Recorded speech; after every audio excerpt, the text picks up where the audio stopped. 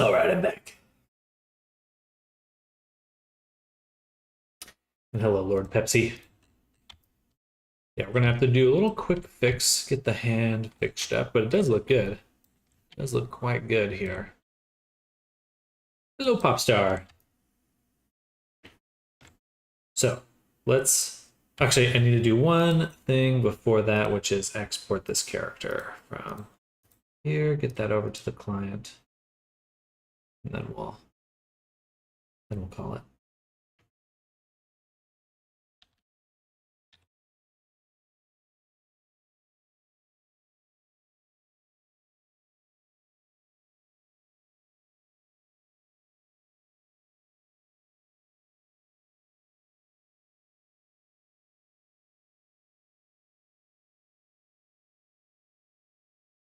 Mhm.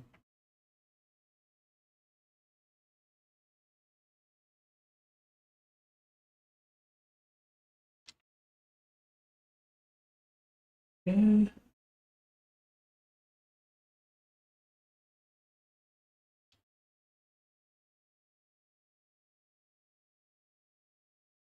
How's your day going, Popstar?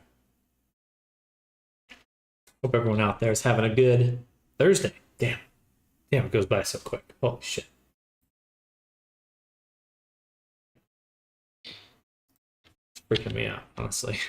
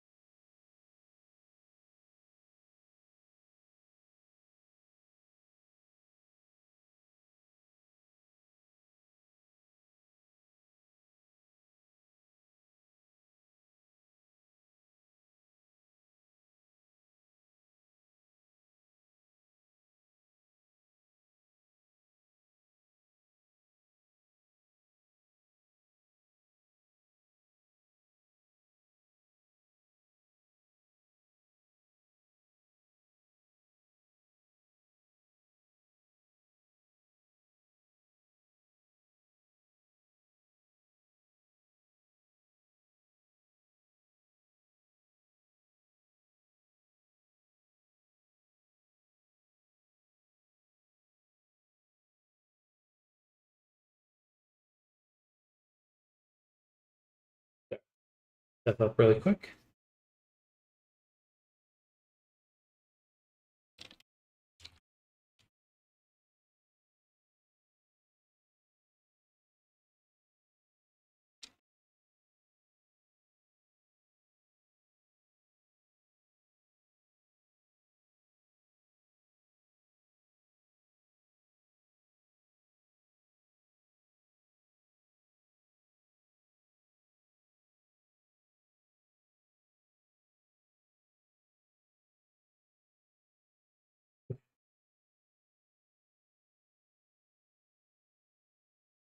Sorry about that. Did that ARKit issue get fixed? So far, on my end, it's still broken. I'm 99% sure that the package is actually working just fine. It's something with my network. I think it's not sending the OSC packages. Hello, Christian. Welcome. I'm doing good. I'm doing good. We're working on this character right now. We're going to work on Lord Pepsi for about another hour, and then we're going to switch over to a different avatar. But what we're going to do is fix the hand as soon as this loads. Gonna fix the old hand.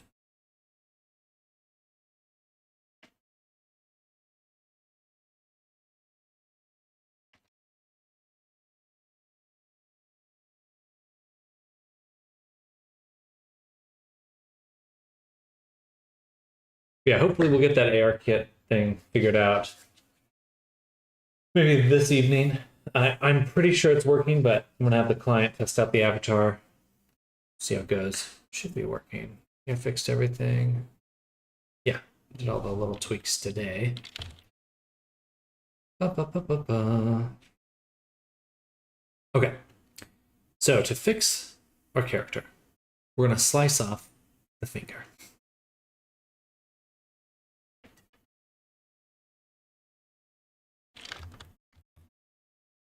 First, we'll do that on the high poly object right here. So what we'll do, we'll go into sculpt mode.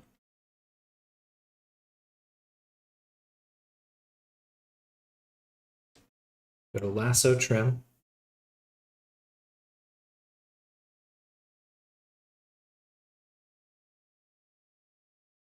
Oh. Try that again. And we're gonna slice it off. This will take a little bit.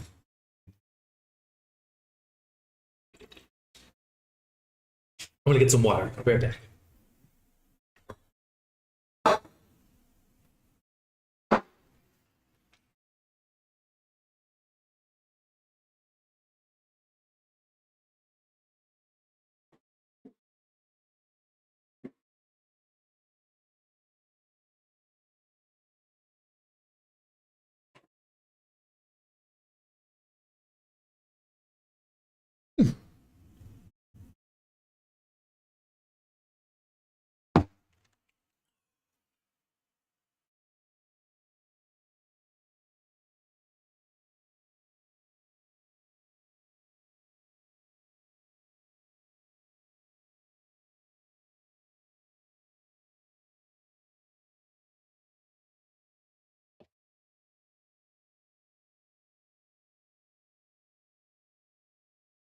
Looking super good.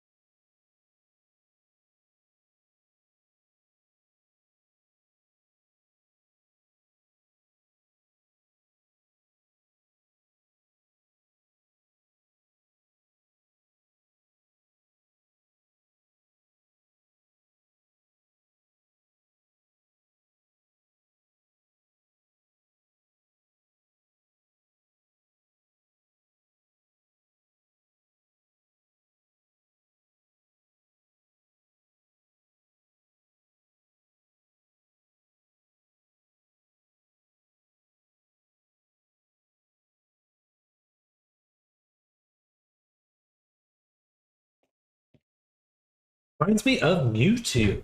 I could see that. You know, the hips. And it looks very soft. All right, Blender's still thinking about this. I know what I should have done differently. I'm actually gonna go ahead and close it and reopen it. Because I always forget that with sculptures, it's like I could use the sculpting trim tool to cut it. But it's actually faster to just go into edit mode, make the selection, cut it. Cut it manually, directly.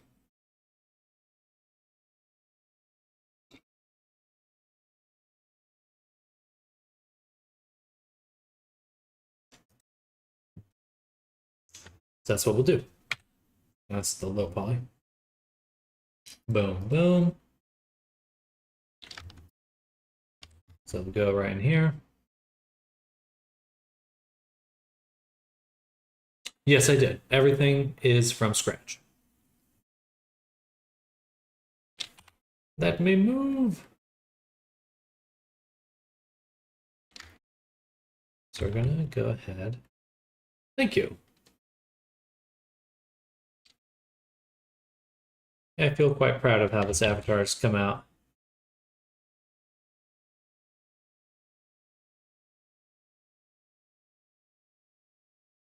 Oof. That is a slow selection. Do that.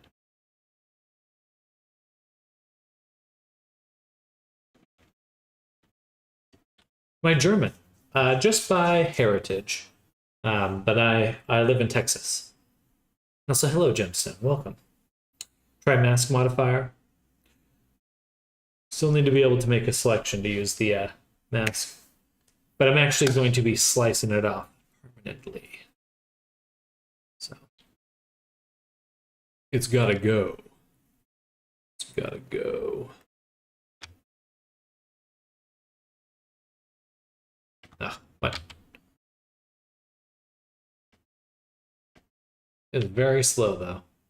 It's funny because I feel like I've worked with meshes that are way denser. They haven't been this slow. German and a furry, not a surprise. I make a lot of furries for my clients.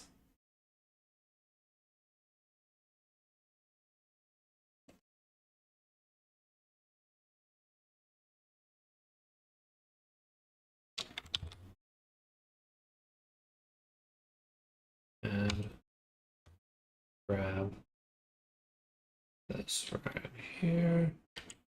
One more time. Select and delete. And all the parts of the mesh, then the hand, it'll make UI more responsive. That's true.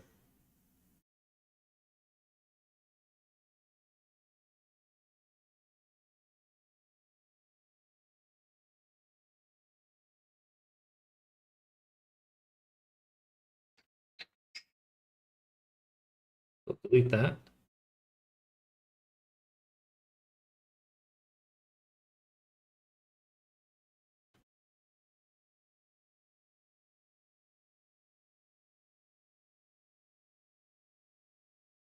It is still quite slow.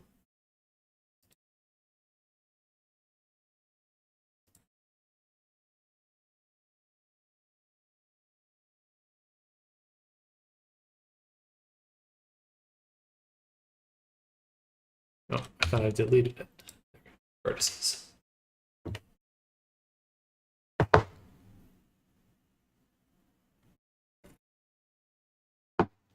then we'll do one more selection.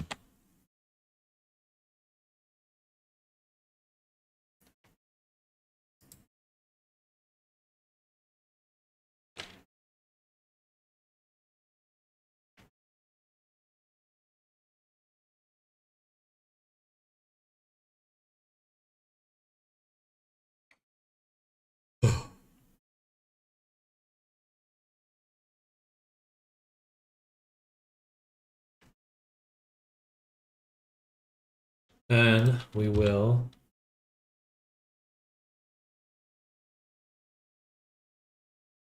it really shouldn't be this slow. There must be something about it that's there's no modifiers or anything, so I don't know what it'd be. But it seems extra slow. I don't know why.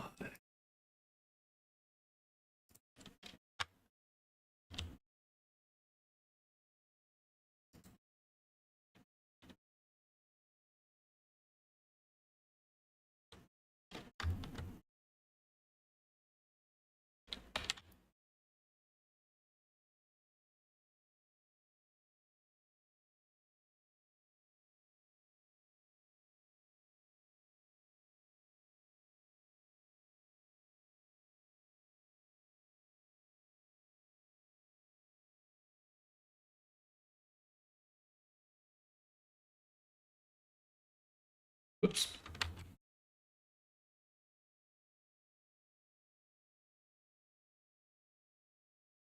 Is it control?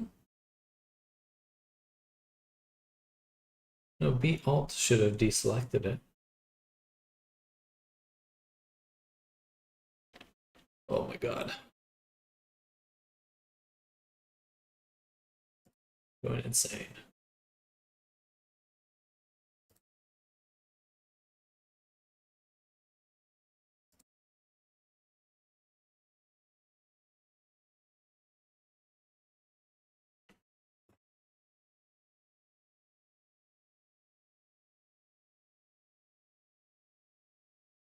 Oh, it's gonna fill it.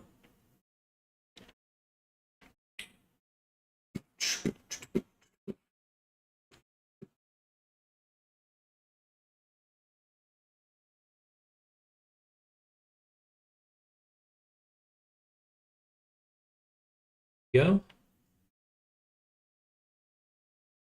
Then we go here. Save. I mean, it is 6 million triangles. That is pretty dense. It is pretty dense. Sculpt mode. Remesh.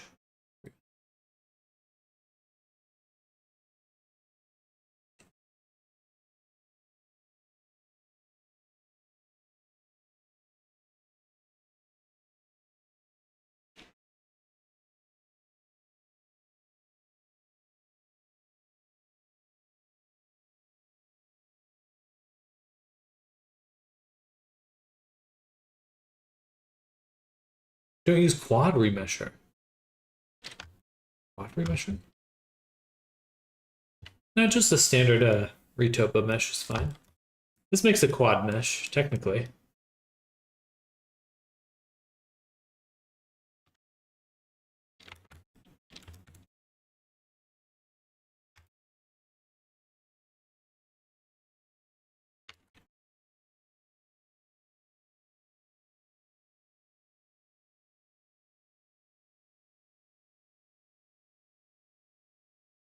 Get rid of the little stumpy.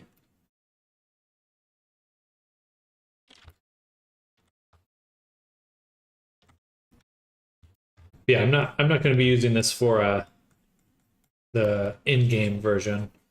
I just need a detailed mesh for baking normals and things like that.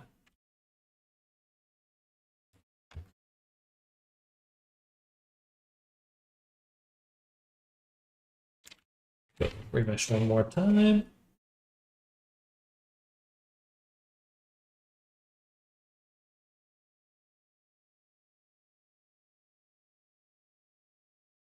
Hello, Foxhound. Welcome.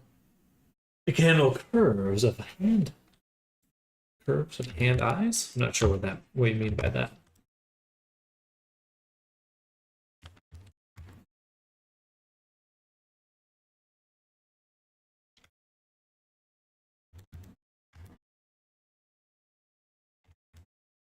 A little rotated. Man, I think I'm gonna have to redo the whole hand.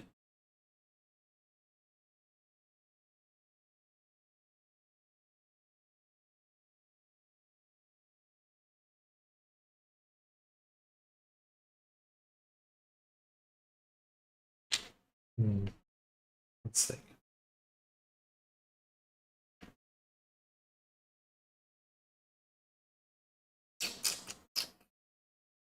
I have the low poly ready to go.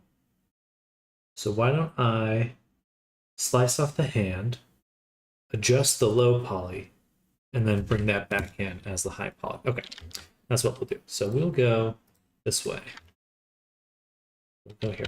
I'm doing good. I'm doing good. We're making this guy right now. He's coming out pretty darn well. And right now, we're about to fix up this hand here.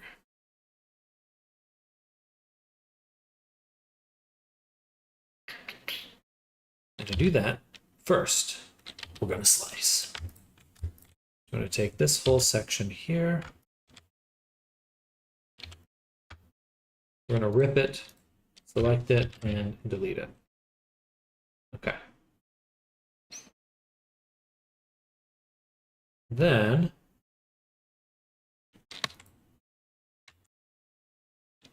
we're going to have to redo these parts.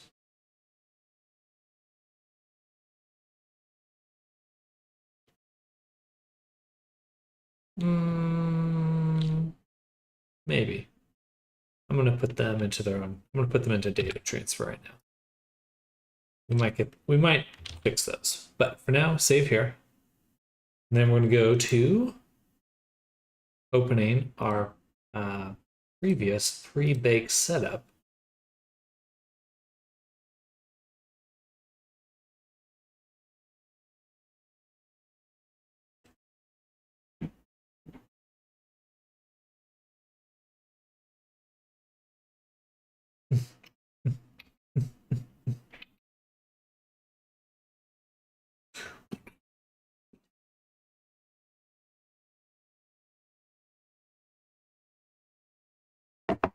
All right, go back here. We will go one more further back. Pre-hand merge.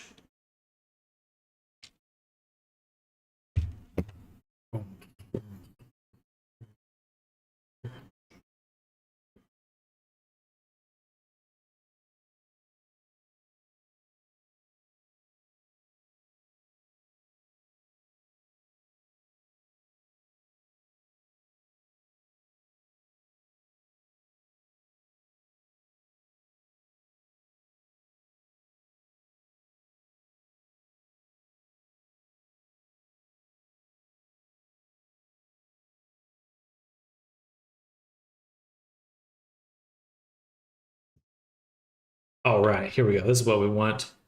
And I'm just going to take just one. Save. Copy. Go back to our main one.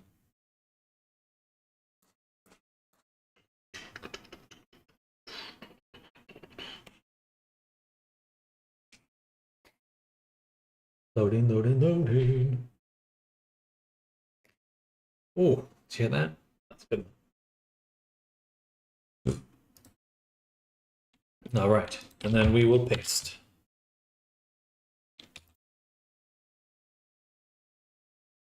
Okay, look at these ones.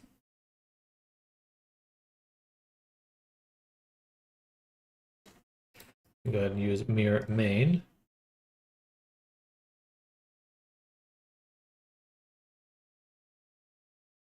Why couldn't I copy that?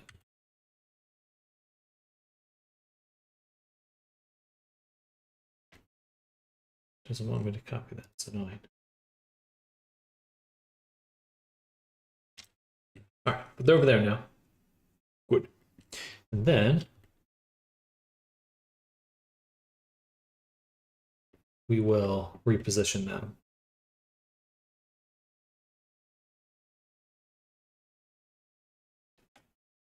I think we will have to slice the hand now then.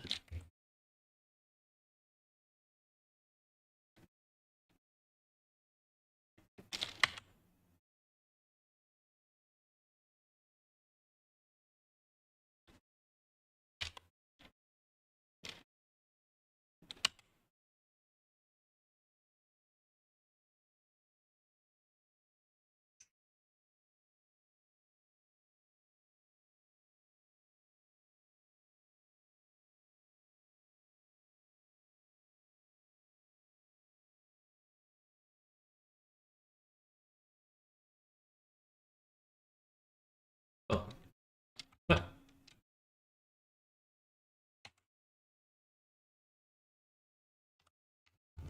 Just shift, get rid of it.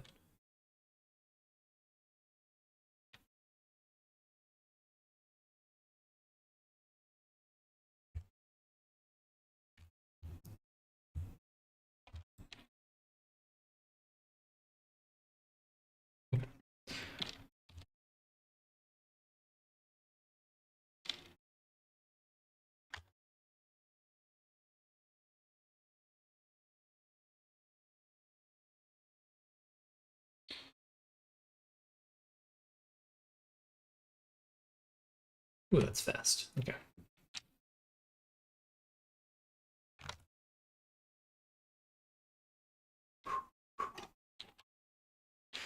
Now, Control R. Boom.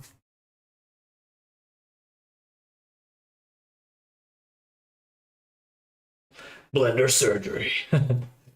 What's the Cyberpunk Ripper Doc?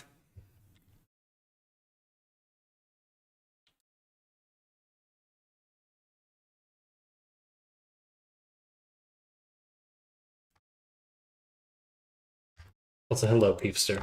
How you doing?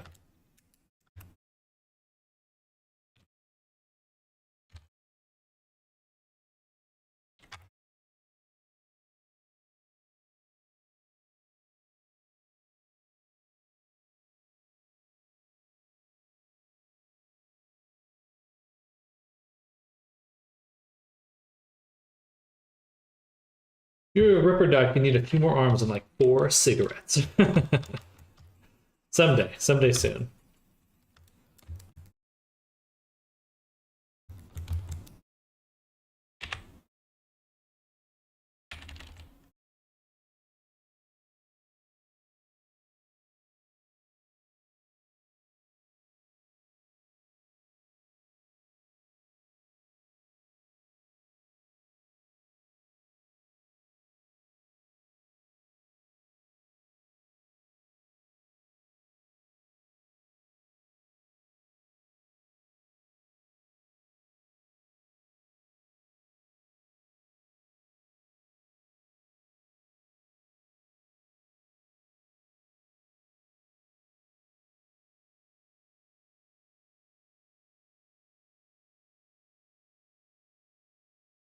Na-na-na-na-na.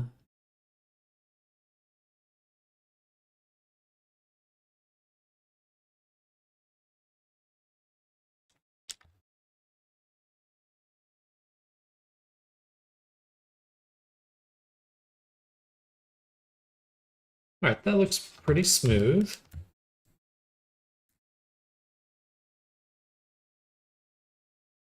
Well, okay, here's a question. Right now, when we're talking about the hand, do we want the thumb to be a thumb, or do we want it to be more like a paw? Like if I think they should all kind of be the same direction now that I'm thinking about it. Okay, so I'll fix this one up. We're gonna slice this one off too.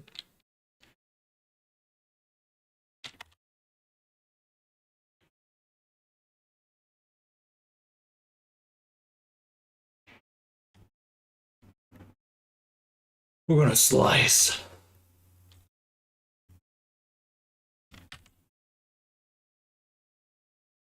That'll be better rather than trying to get it to work with everything.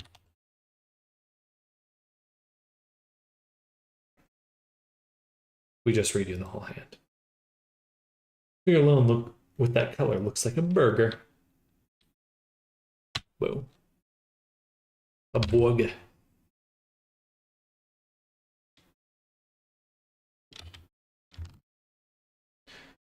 And close that up.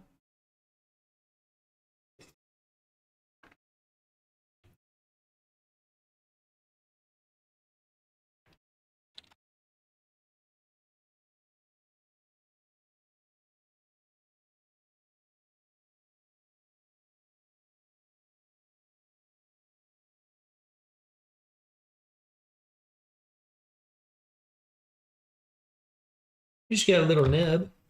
You just get a little nubbin.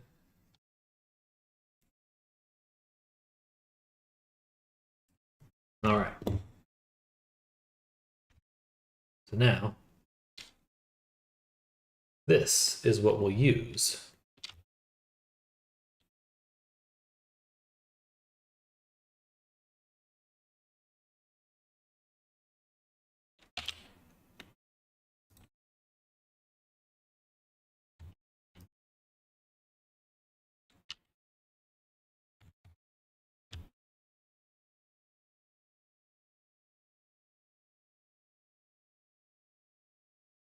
Yeah, and these other ones, we're gonna have to get rid of.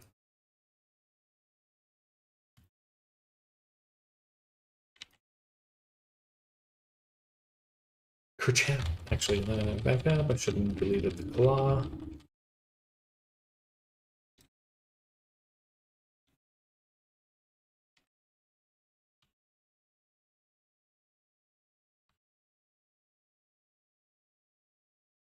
I think the thumb needs a metacarpal bone, or that extrusion part of it.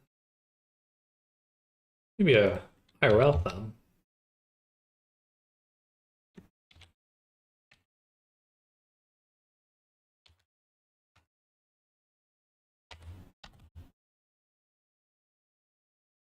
All right, that looks beautiful.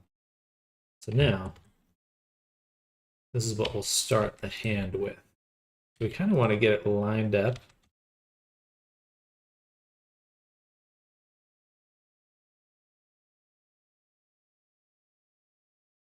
Four fingers would mean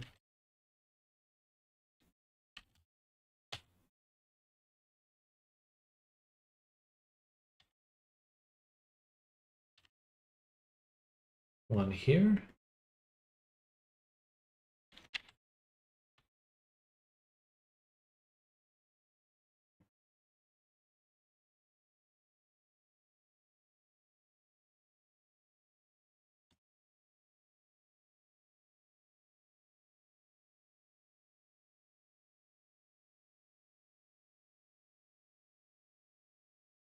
Here.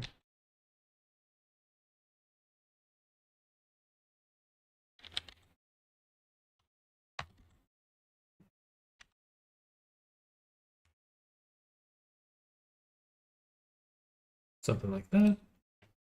All right, I like that. Beautiful. Then we'll do Alt D. Okay.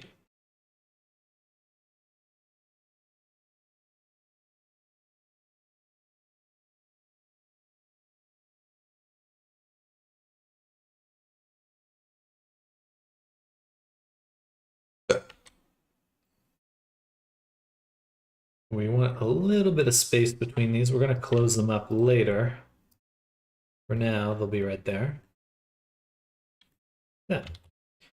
Then another. Another.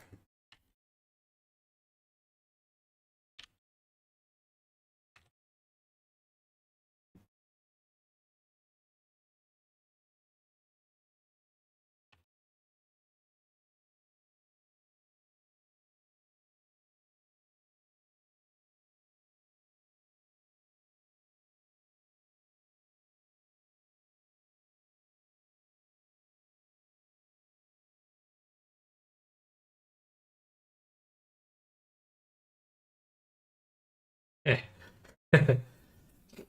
That looks like an actual cat paw. Now, this one we will use like a thumb, and the rest will be standard hand bones.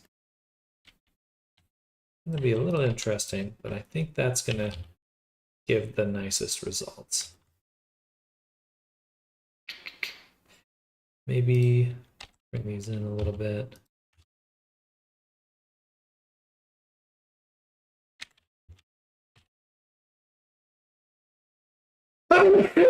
Oh goodness.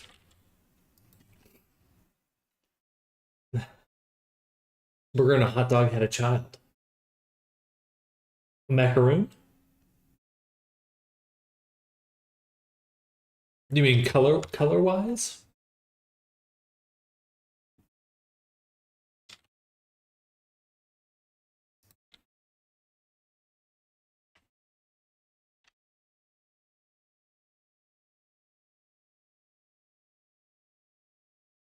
Okay, that doesn't look half bad.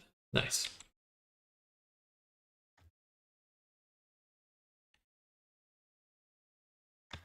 There we go.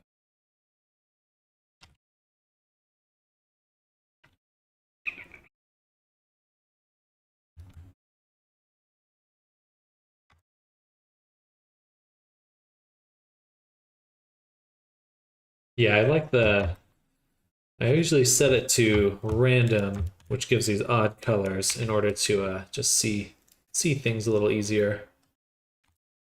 If everything's the same color, it gets a little confusing on like what's what and where what I'm moving. So ended up really using this random color scheme, but it is kind of like these pastel colors, which is so funny. Never like truly random, it's just an odd pastel hue.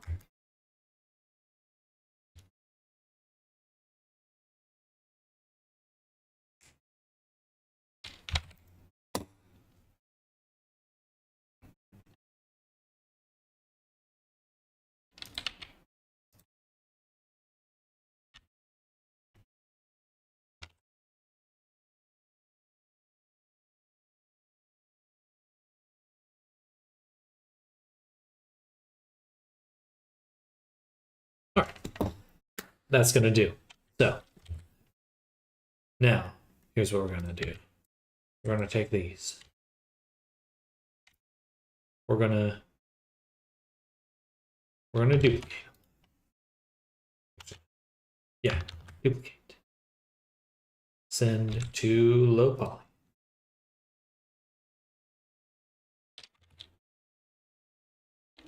And then we'll select all of these. And hit Alt P, clear transform. Take these. Take our subdivisions, turn it up twice. Copy this selected. Before we do anything else, let's go to our modifier for the body. We're going to do generate, mirror, bisect.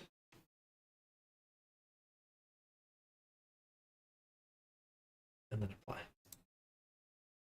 So custom colors from material editor viewport display.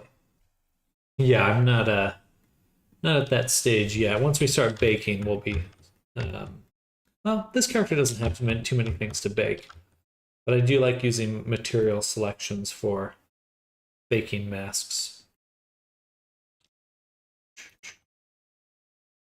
Okay, now we can make single user, object data, and then mesh them, set the location, combine with the body. All right, so now that's joined. And it looks pretty good. Okay. All of this should go into, go back to the low poly.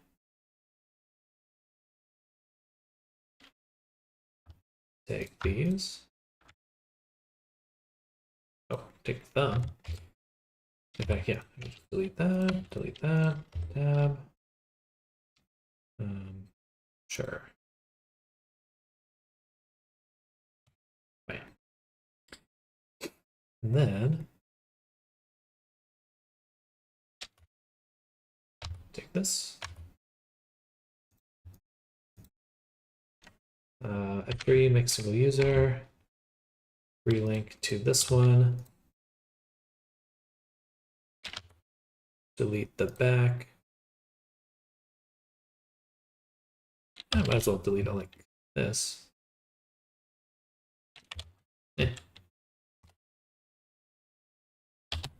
Boom. Pop it open. Right about there. Then no need to subdivide it. We'll then make single user one more time. I didn't need to do that. That's okay. Bring it down to 2, so we have a ring of 16. Combine.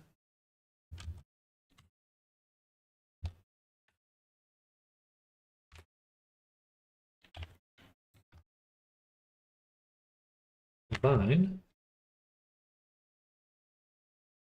Apply the subdivision, remove the mirror.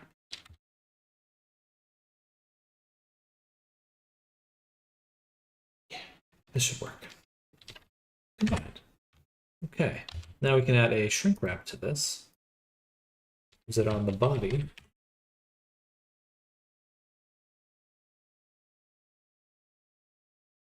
Body 01, which we'll rename to body. Body. Okay.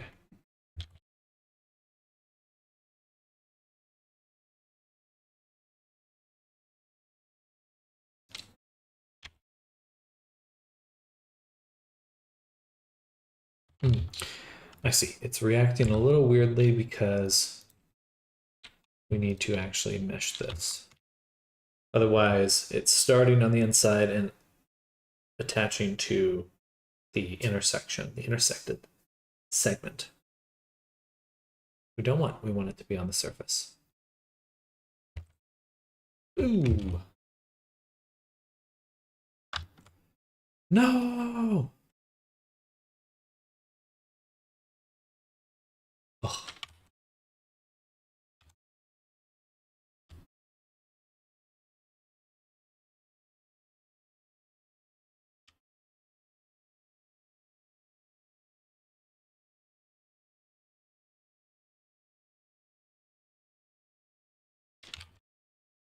The only way.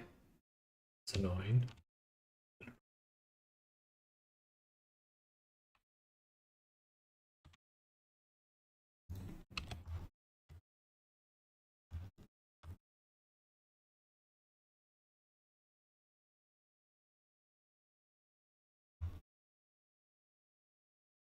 That.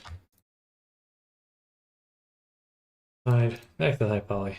Go in here. Tab. L.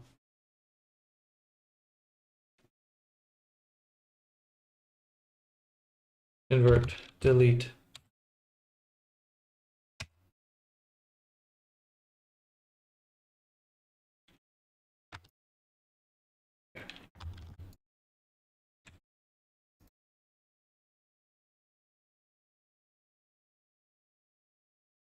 That should be more than enough space now.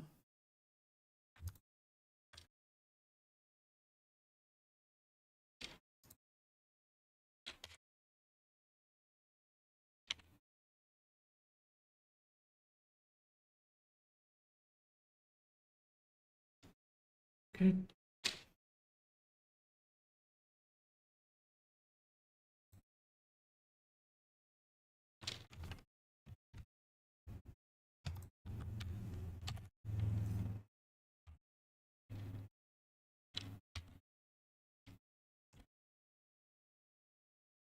Please work.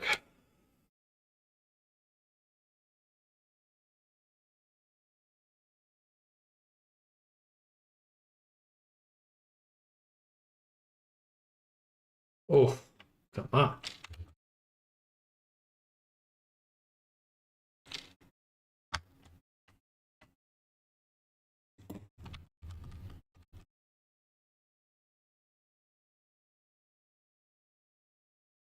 They don't have to be in the exact same position right now.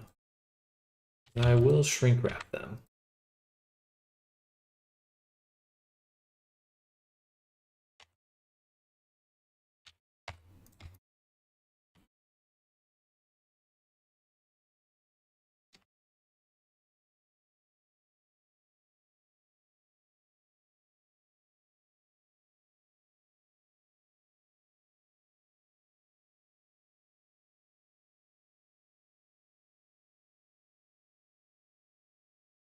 Knowing that this algorithm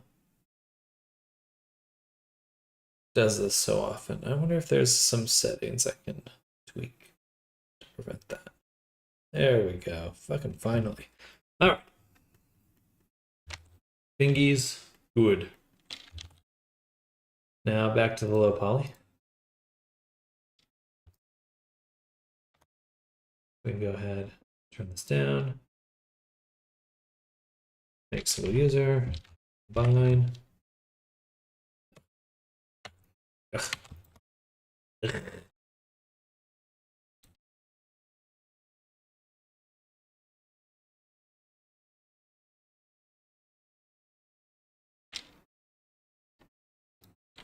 Then combine here. Beautiful. Then we'll add a shrink wrap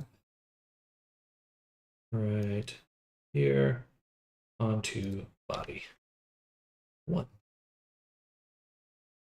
Gorgeous. Beautiful.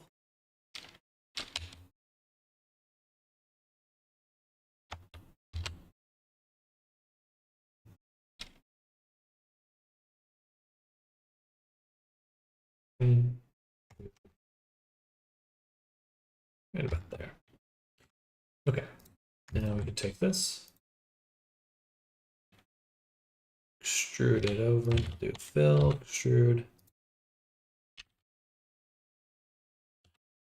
Something like that. 1, 2, 3. Then take 2 from here to here. Extrude, bring it down.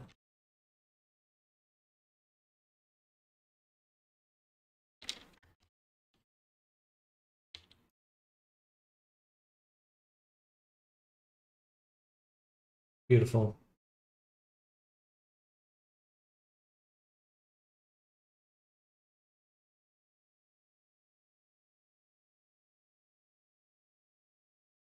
1, 2, 1, 2, 2, 3, 4.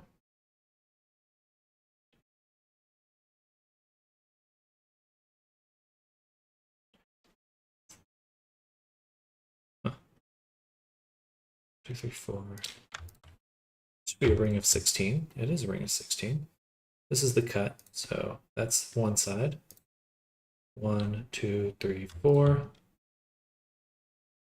That should be one side right there. And then 1, 2, 3, 4. 1, 2, 3, 4. Okay.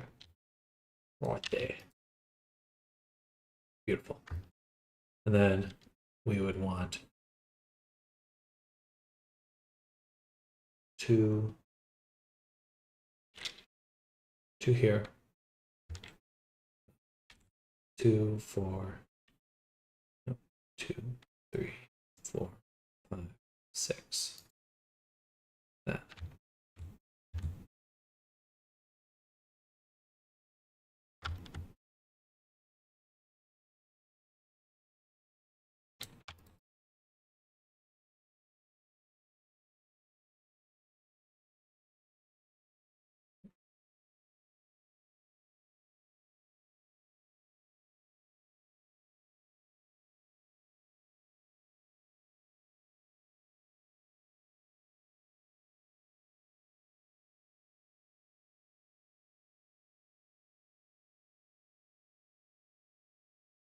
Bridge. Merge.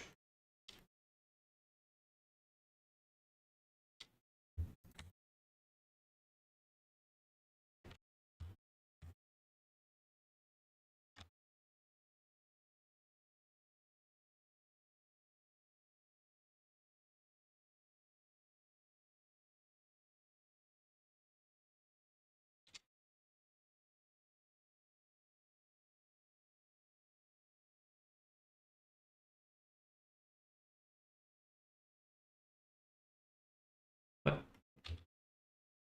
1, 2, 3, 1, 2, 3.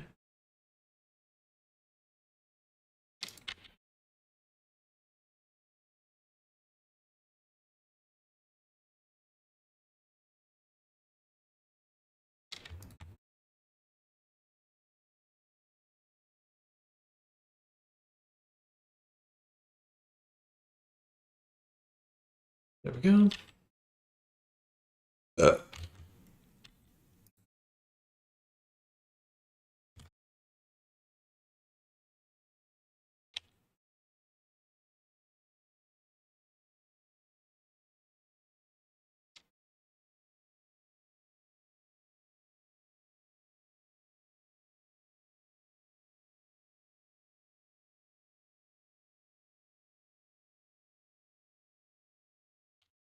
All right. Beautiful. Powerful.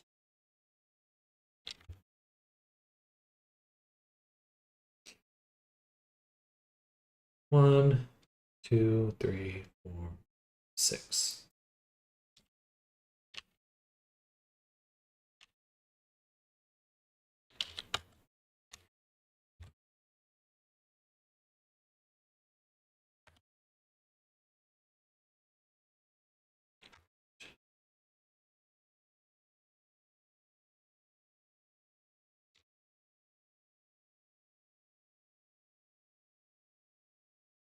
That should be enough for both sides.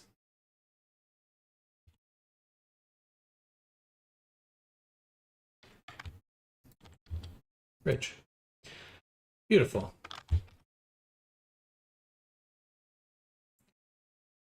Beautiful. Okay. So now we can duplicate that, apply it, isolate it, go to the wireframe, and get better topology, because it was getting real crunchy in there. Oh, thank you, Logan, and hello, welcome. Yeah, we're switching it from a 5-fingered hand, or yeah, I guess 5 technically, if you include the thumb, Talking about hands is weird because sometimes you say finger, but is the thumb a finger? I don't think so. It's a thumb, right?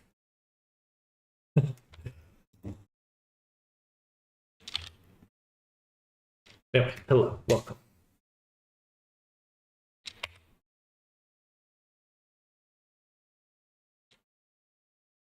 Good. Boom. Boom. Boom. Boom. Boom. Boom.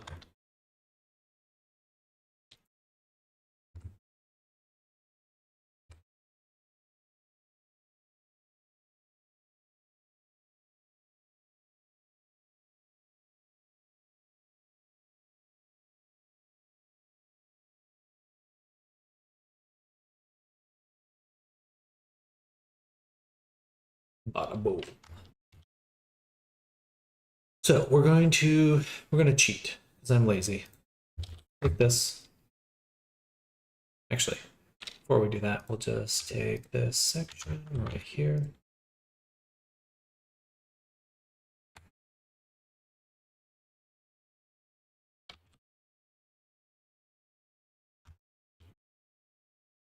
Here.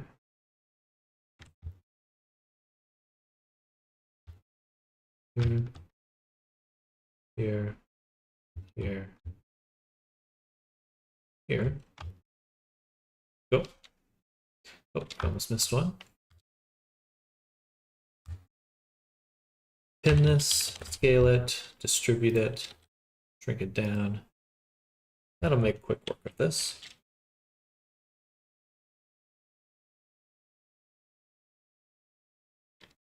Is there a cut right here?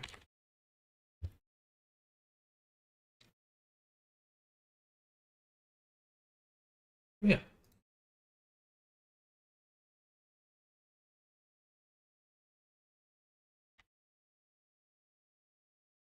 Beautiful. All right.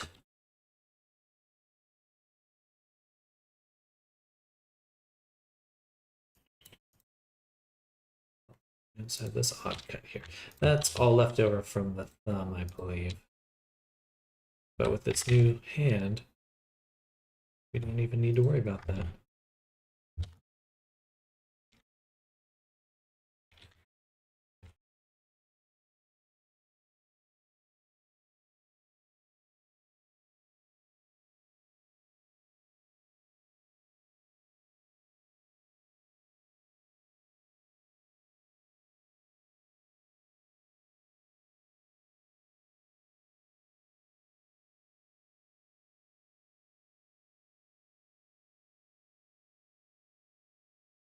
Okay, so next, what we'll do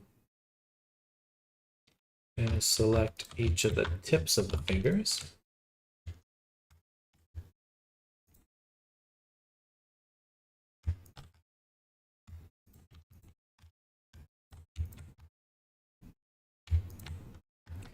Pin it this way. And then it's like the whole outline.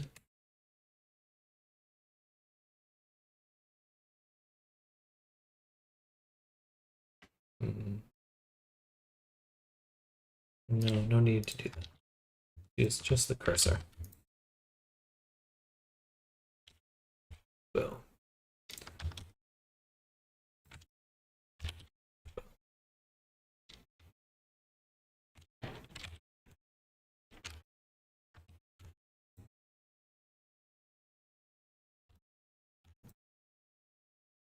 The nice part about this method is that the thickness of the fingers is perfect.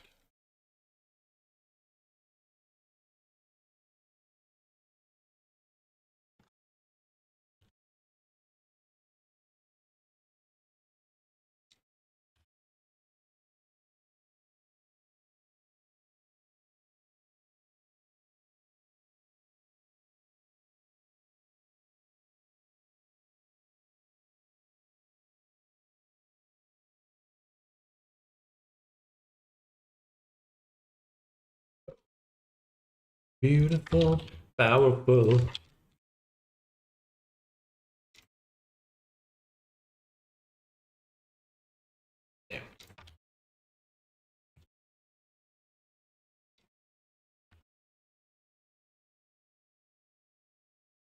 All right. Now we can select the bottoms of each of these.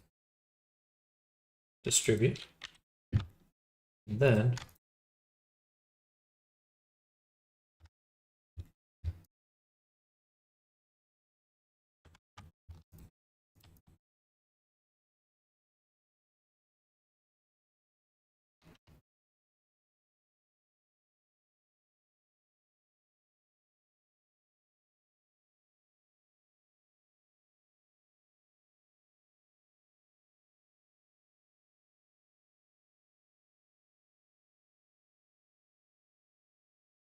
beautiful. Distribute.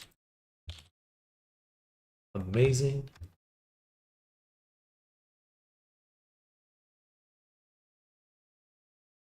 Okay.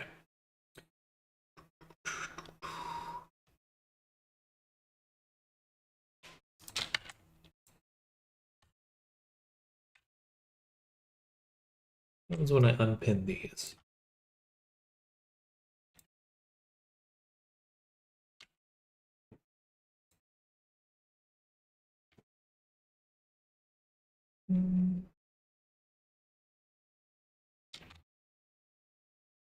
Like almost something I'd want to do, but it doesn't work super well.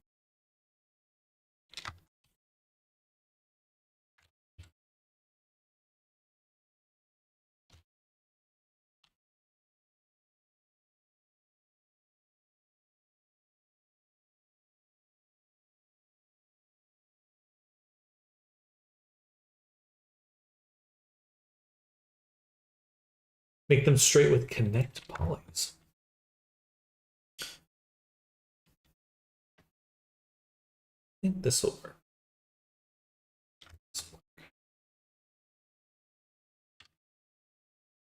Let's include this last one too.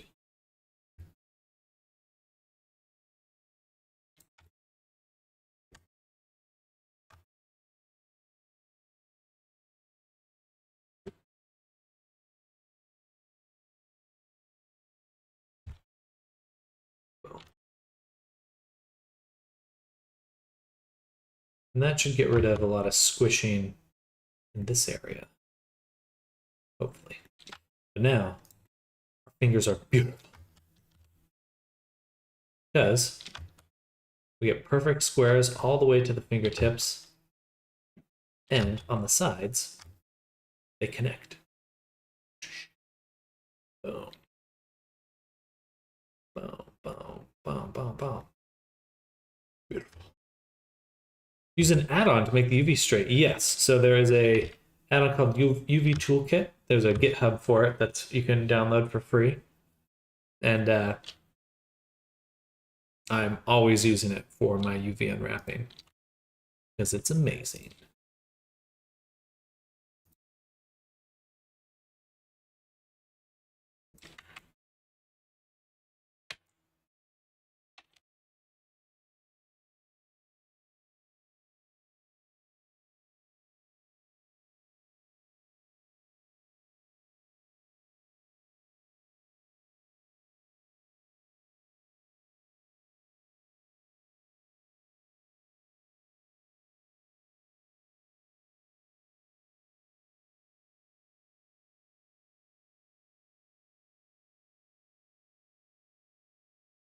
All right, now how does this mesh with the rest? UV map. Pretty good, actually. We just put our cursor here.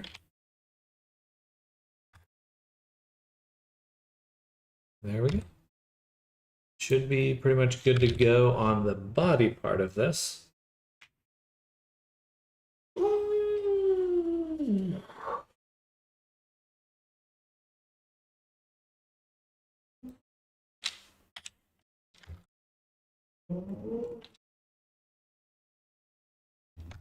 Still need to fix up our little paws here. What we'll do just one first. We'll take this,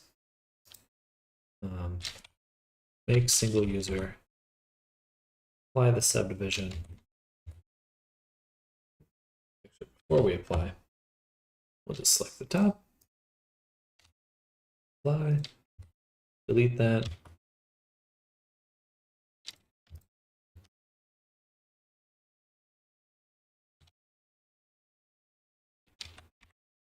Awesome.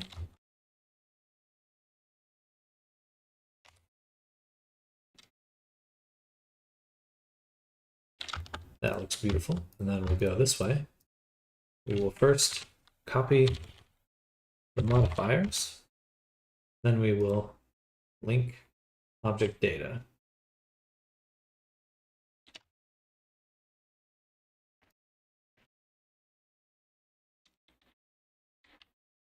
We'll have to do the same with the clause. Whoops.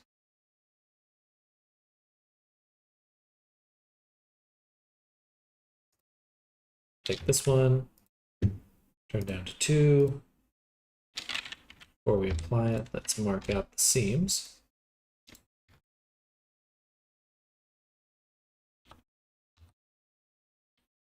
Unpin, unwrap, pin, straighten.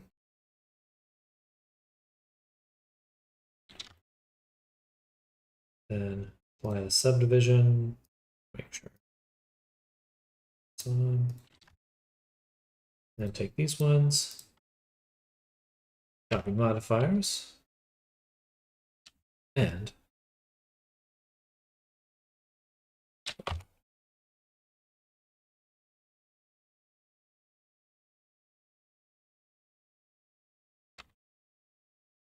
fill, and then link the data.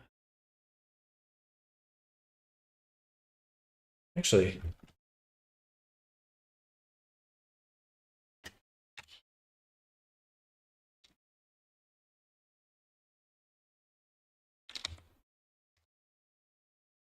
yeah, that's right. That's correct. All right. So these two, scale down, leave them outside. These should be the final things that we're adding to our mesh, and that's right, because we no longer have the little space where the thumb was there, but then we also no longer have a thumb. So I'll put that there, or in the way we had it before.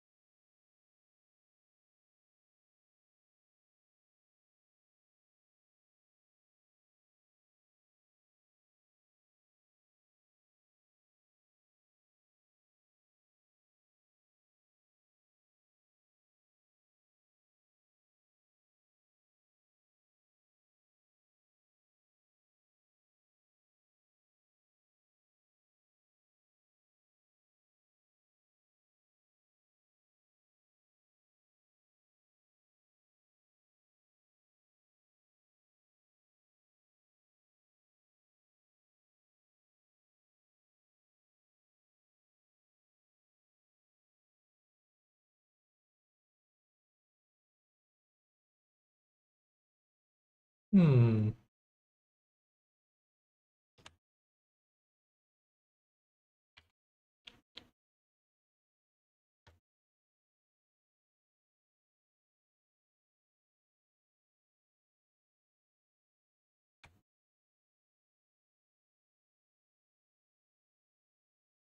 Yeah, that's what we'll do.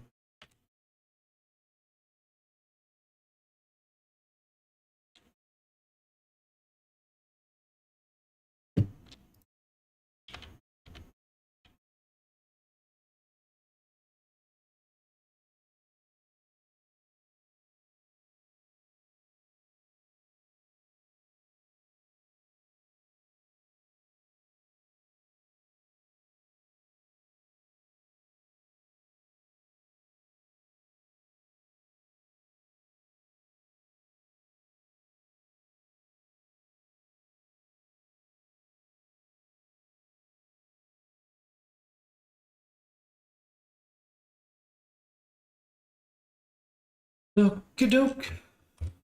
I think that's good.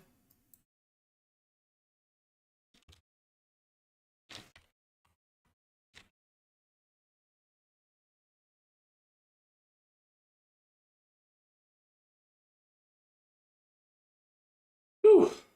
That was a little tough. But now we can go back to the high poly. We can clean up our sculpt here.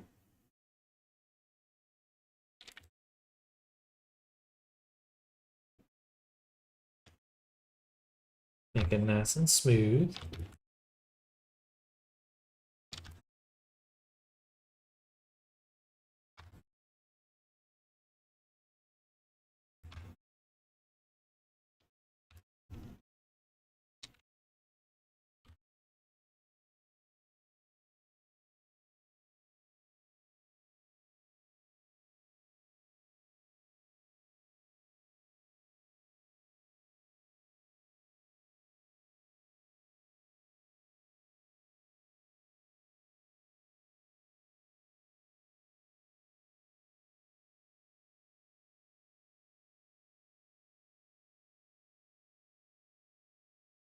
I'm gonna do a little bit of tweaking.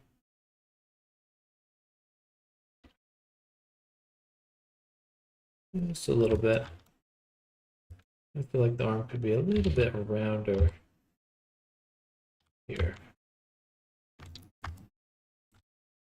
Yeah. That looks a little nicer. Okay. So now export this to the bakes. It's the high poly. Man.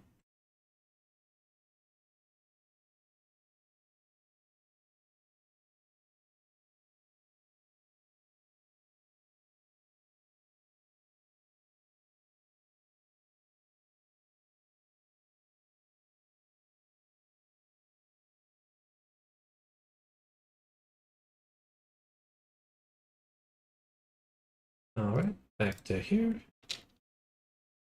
And let's turn on that shrink wrap just one more time. To body 01. Why?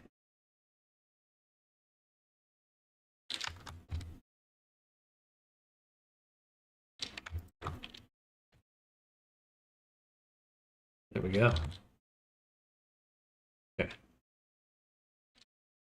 Now what we need to make sure of is that the displace is still working properly.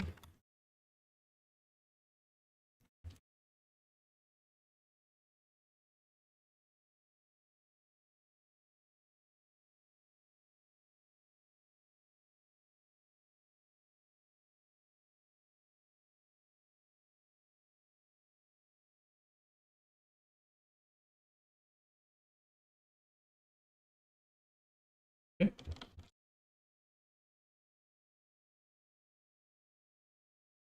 Ooh. And always make sure we're adjusting the right group. Gotcha. It's missing the modifier stack. So we'll want to select these, grab this one, which is using the displace, do object, link, transfer mesh data, vertex groups to active layer by name. Then we'll copy the displace over and then the mirror, which we will make sure that the training light is on for everything.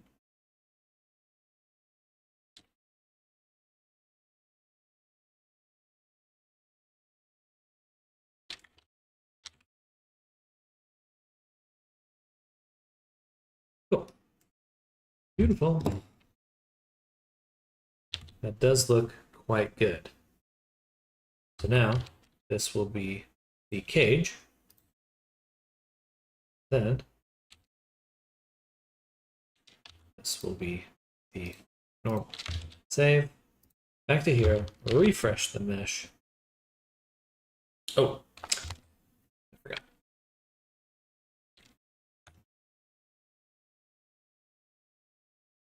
Forgot to use our broken apart pose.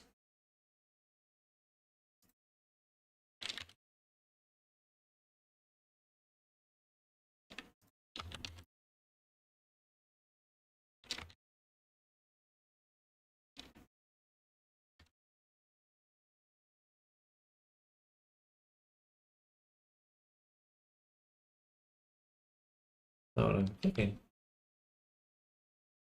That is not what I'm clicking. One more mistake. The material is incorrect.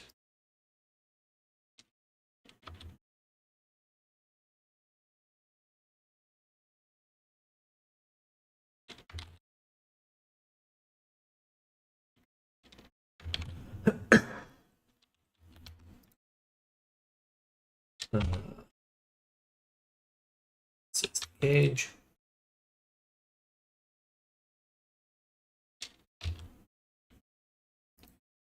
Low poly. Refresh. Okay. Save. Mode, bake.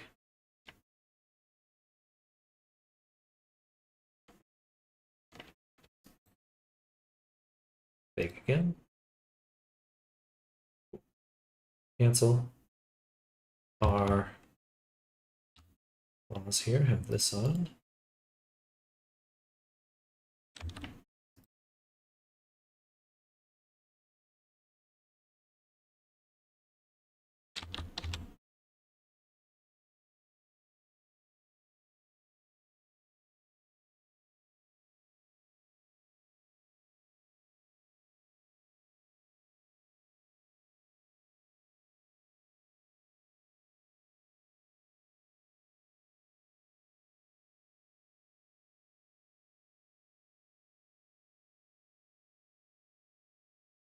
Beautiful. Okay, back to baking. Save. Bake.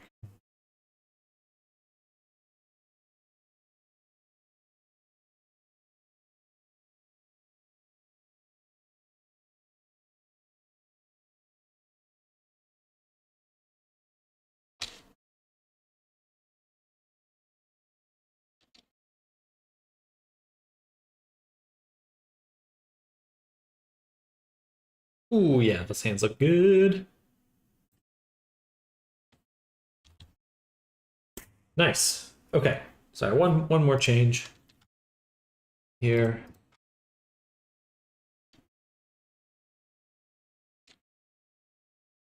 These need to it looks like a little face or expression or something funny. Okay. I just don't want these to bake together.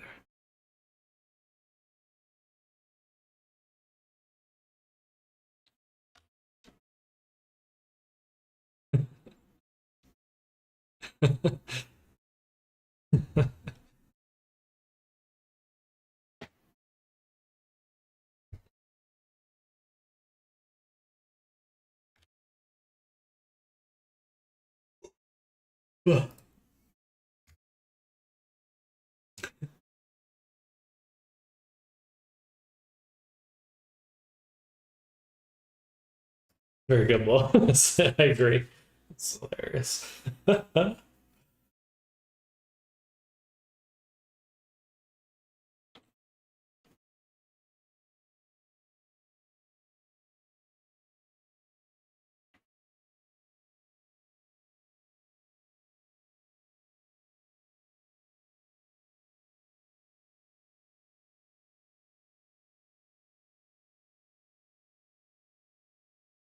What?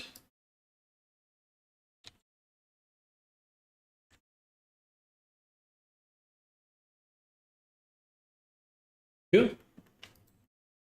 That came out really well. All right. Now,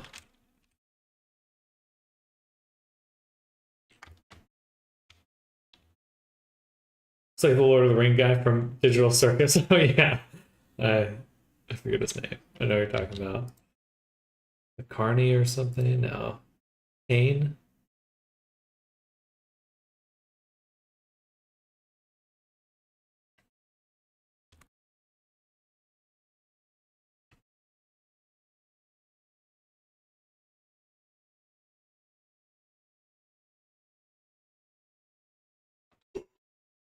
Ugh.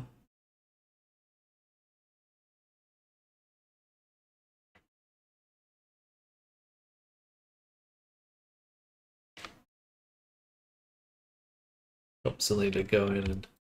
Yeah, that looks really good. Super cute. Yay.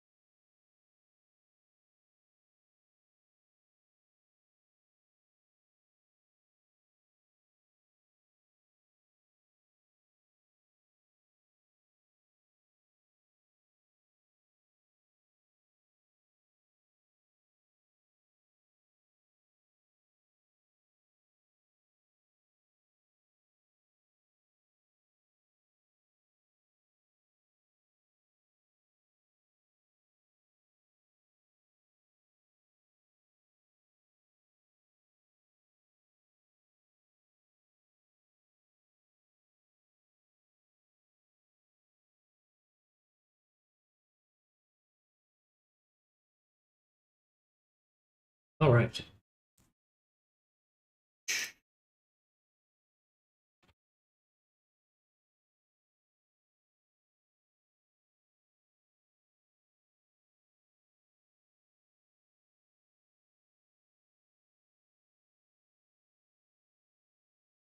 So, I think we're gonna have to put a pin in this for now. And we're gonna switch gears to a different avatar. But we made some good progress. I think tomorrow we can definitely finish the wings and the tail.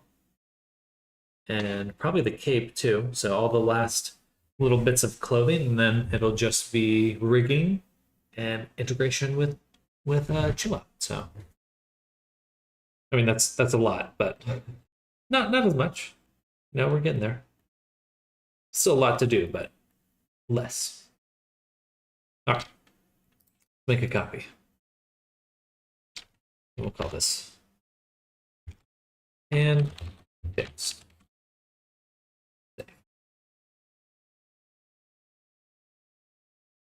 So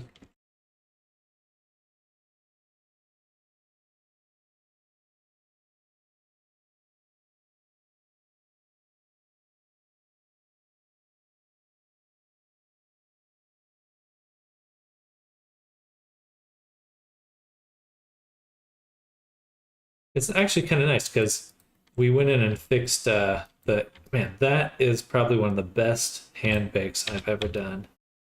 That is good. That is really good. Slowly figuring out the perfect way to bake hands. It's tough. Hands are really, really tricky. Okay, save here. We're gonna go to different character now.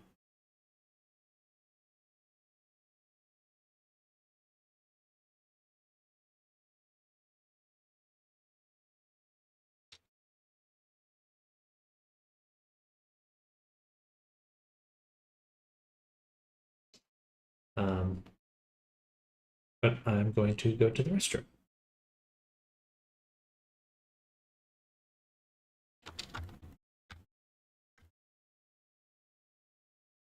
All right, restroom time. Be right back.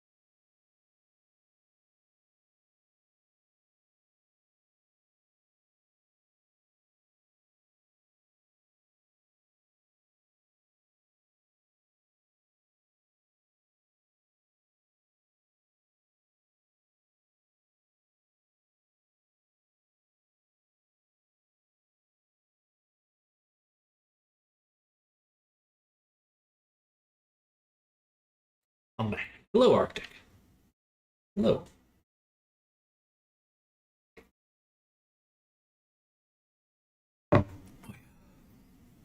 Hydration.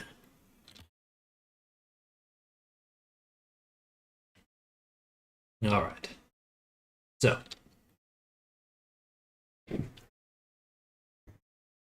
what we'd like to work on here are some additional details for your character. So we're going to pull the jaw down just a little bit, like it's at an angle, and then carve out the mouth.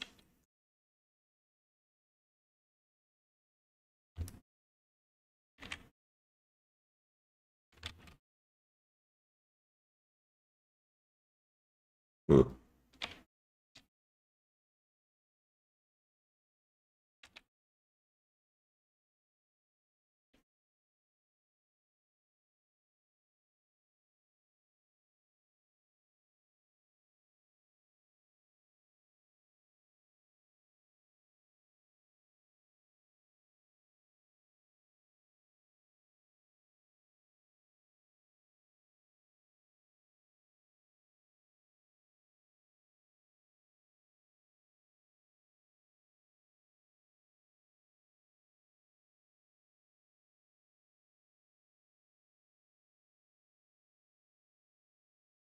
That's pretty handy. Expect that to work so well.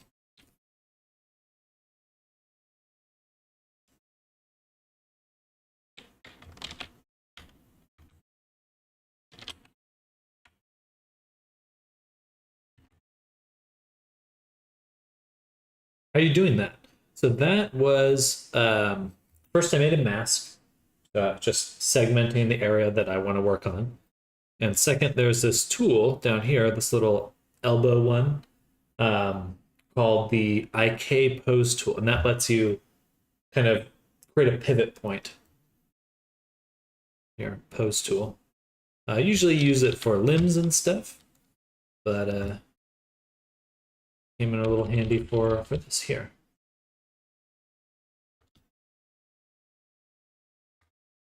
We're going to use this to create the mouth. Our boy here. Our Borzoi boy. Borzoi boy.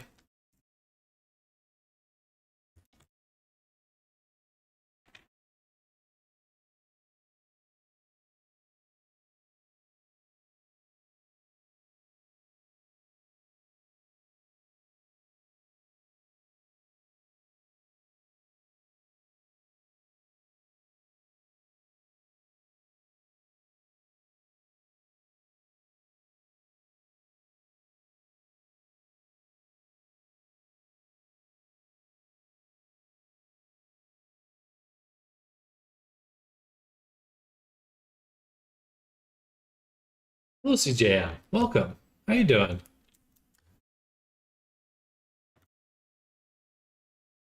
It's been a while. Hope you've been doing well.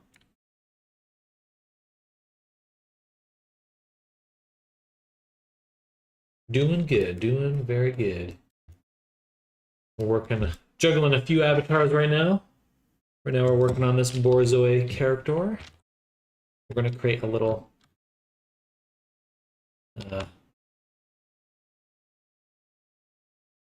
cut for him.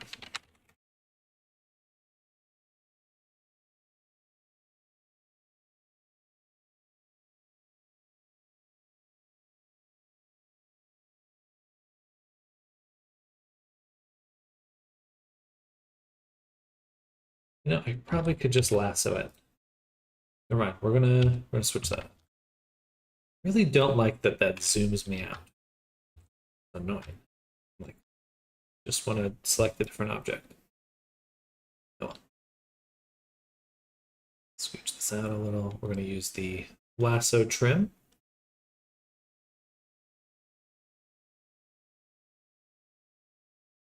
We're just gonna slice. We're just gonna slice.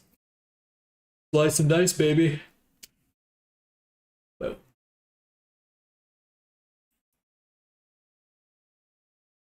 How's Ping doing? Have you created any Um,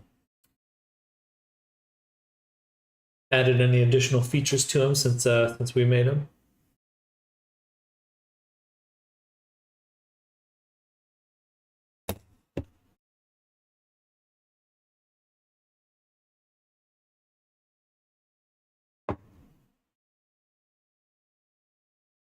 Hello, Frof. Welcome. Curious to see how you model the inside of the mouth from this high poly. Boxes all the way. Oh, hopefully we can make this low poly soon. Ever loads. This is what I'm always torn with. Is like, do I working with sculptures is a little annoying, to be honest. It's very slow. This probably would have been faster just using a multi-res.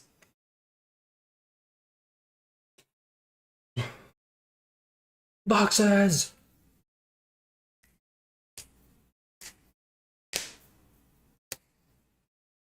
Oh. This will be fun though, because a lot of the anthro characters I've worked on lately, they have kind of a shallower jaw, where it's like kind of like a squished U.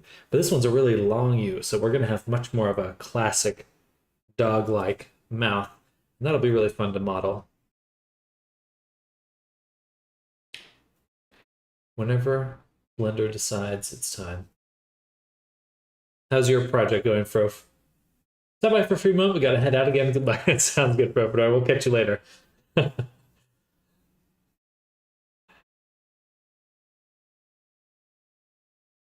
I should have just used the Boolean. Should just use the Boolean cut.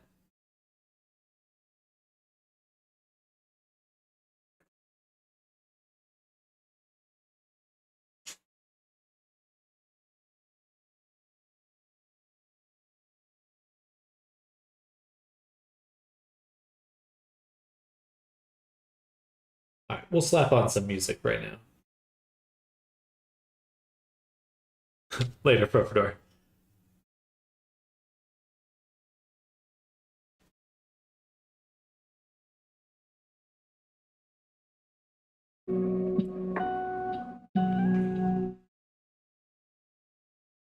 Chibi first step is def more typical, I feel.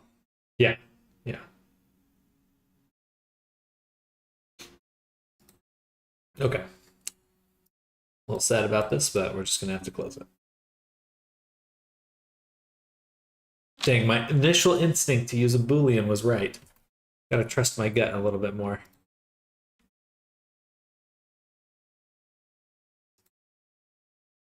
Can you all hear the music? All right, let me turn it on.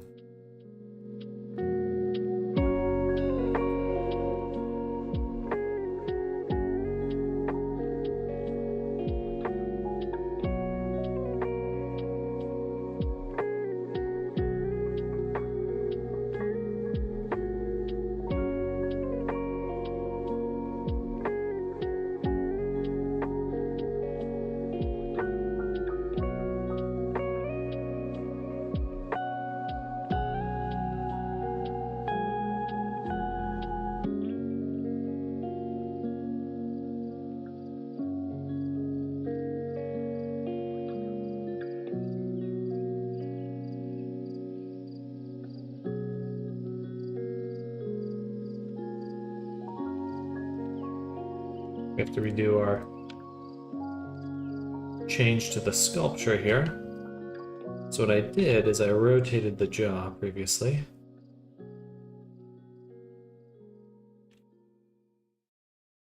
We're going to do that again.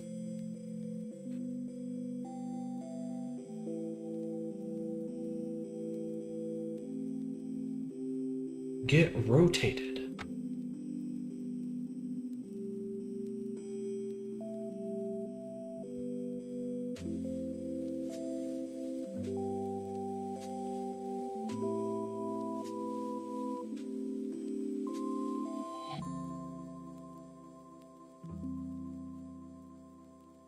Even bigger if I could. Too far.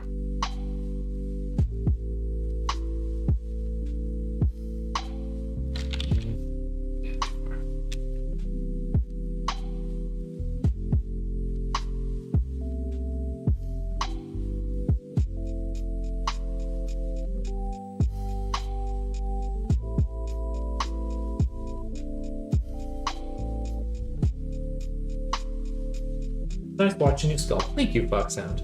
Very kind. I do love sculpting. I do love sculpting.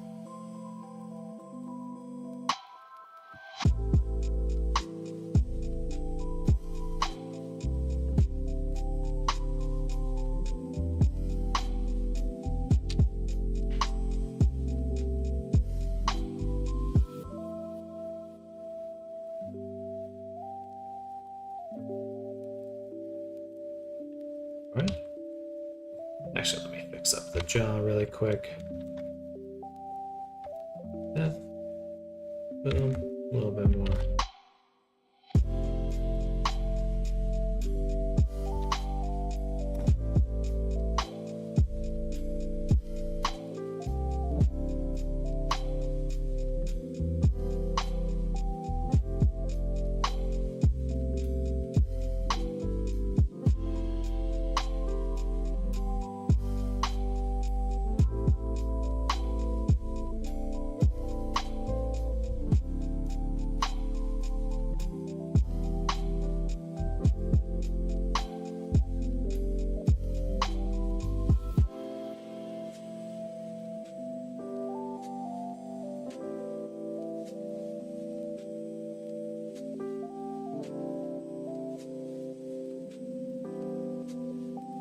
We'll isolate both of these.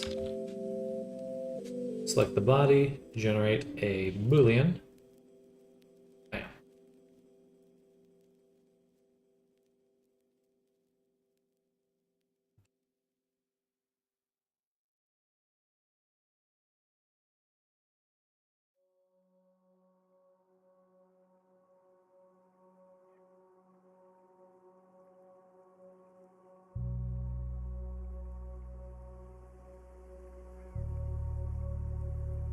All right.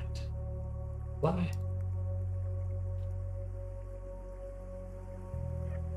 Have you ever used Marvelous Designer for any of your clothing? I actually almost always use Marvelous Designer now. Blender Cloth Sim is good if I didn't have Marvelous, but Marvelous is just easier to use for simulation stuff. Like, there's just a lot of things you kind of want to do in a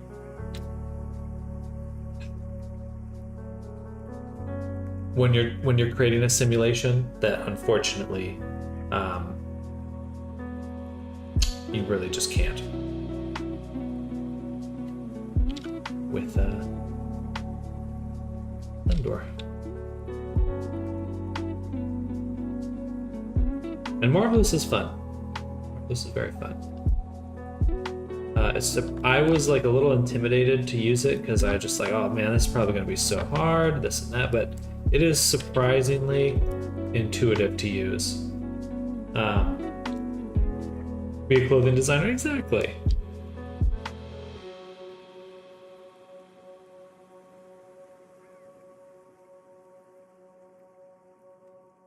Yeah, I thought it was much more straightforward to use than I expected. Hello, Risa. Welcome back. Welcome. Welcome.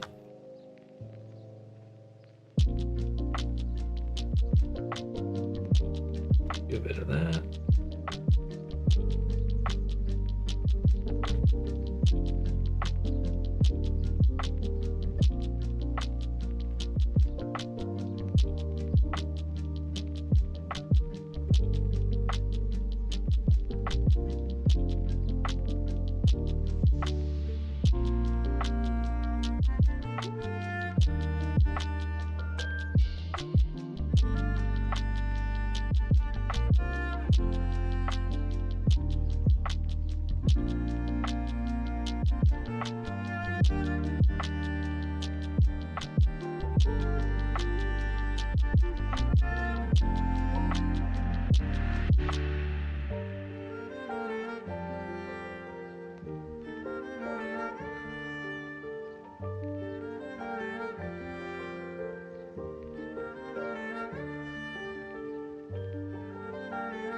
After developing for almost a week, I've almost finished my FBX exporter functionality. Want to see a demo? It's a 2-minute long video. Sure, go right ahead.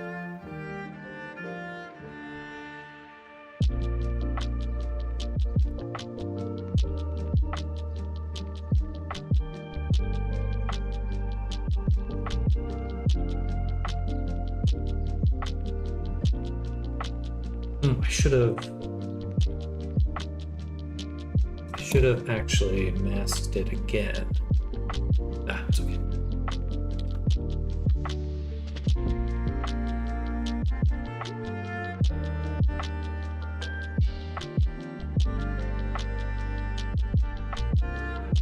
I guess it is its own masked already. Cool.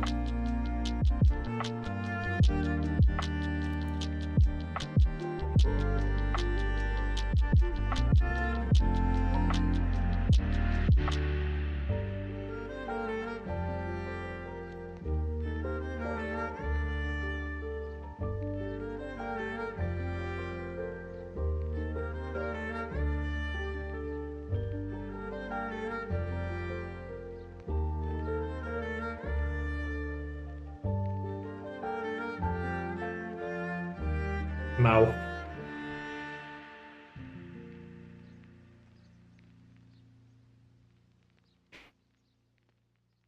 I'm assuming you sent it on Discord then.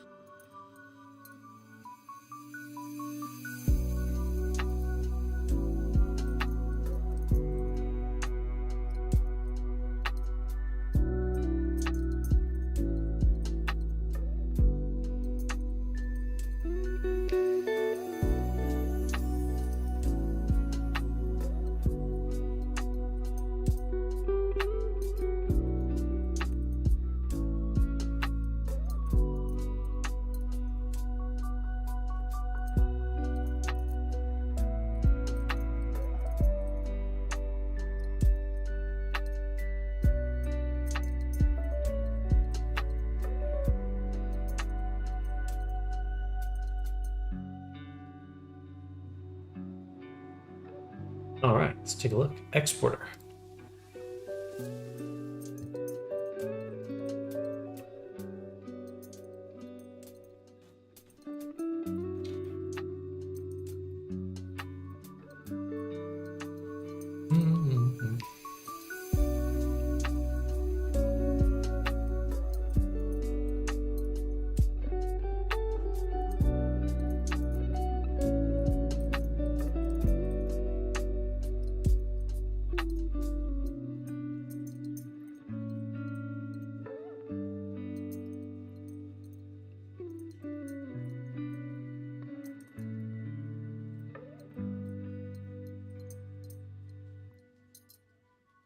Interesting.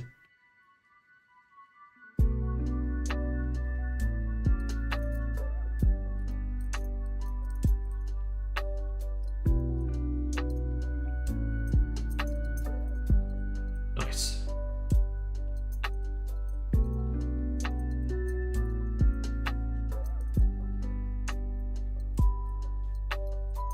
I'm pretty sure you could sell this on Blender Market for like $10. Maybe like $5 to $10.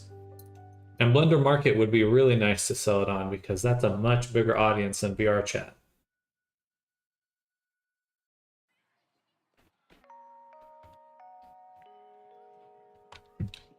Like you would be looking at a considerably larger potential revenue stream because you know that usefulness is very far reaching. Great job, Arisa. That's super cool. I'll definitely be a first in line to buy it if you get that set up. That's definitely saved me a lot of time.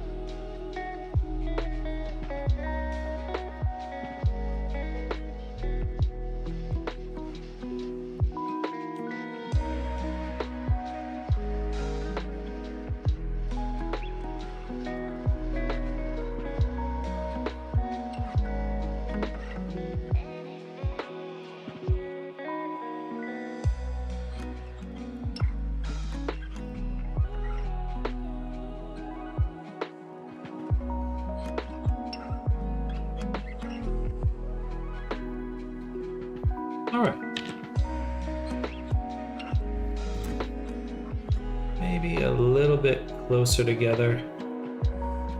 There's like a kind of a decently large gap.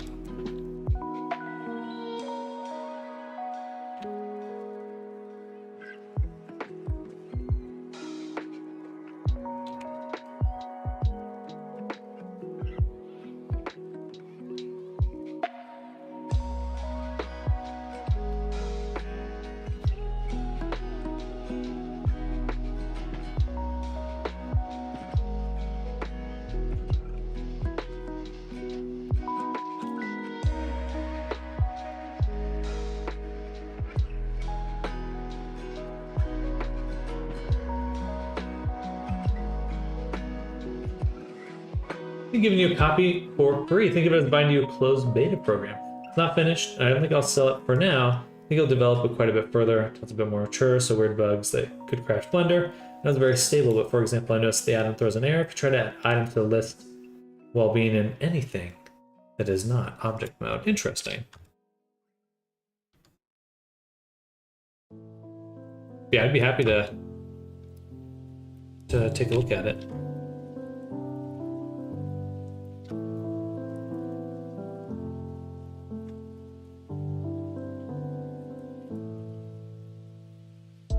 Or test it, beta tester.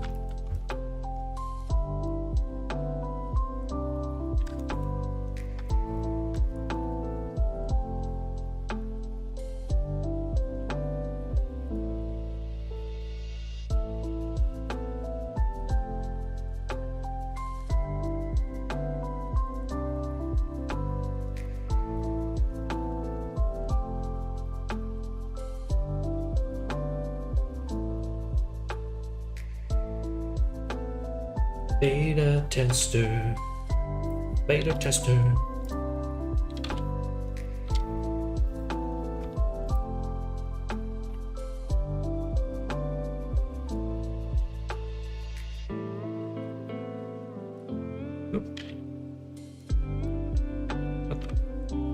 Where am I? How do I do that sometimes? I don't know what command that is. But I can just fucking hide everything in my project.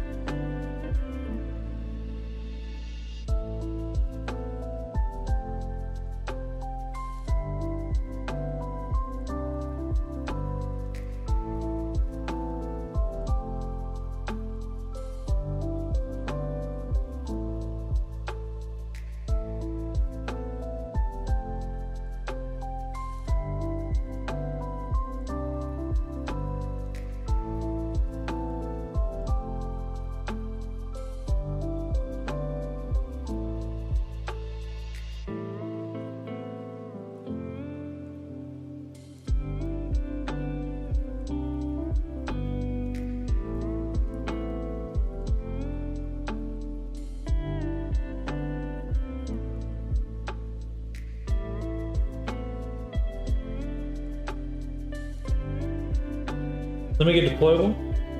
Probably a few days you'll be sending a nice zip file in your inbox. Okay, heck yeah. I'll do it like this because I need a way to separate the tools from add-on. Not only that tool in there, but also the mirror things. Shouldn't be hard as all tools are made in a modular way. None depend on the other. Heck yeah.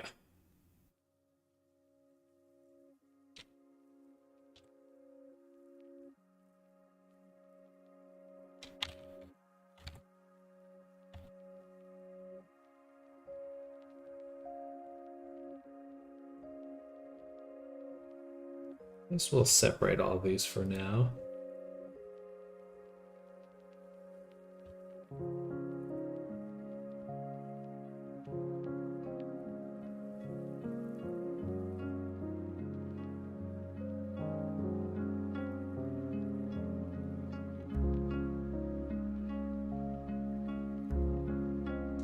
Borzoi. Let me look up some Borzois. Also, can you all hear the music at all? So let me know if you can or cannot. I'm assuming you can.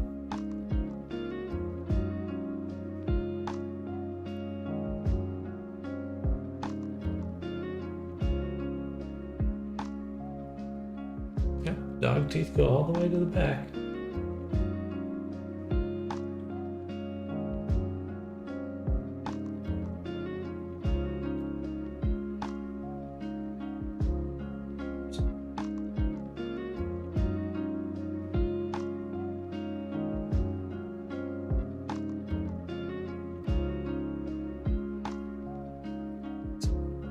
Interesting. It's very much a breakdown of dog heads.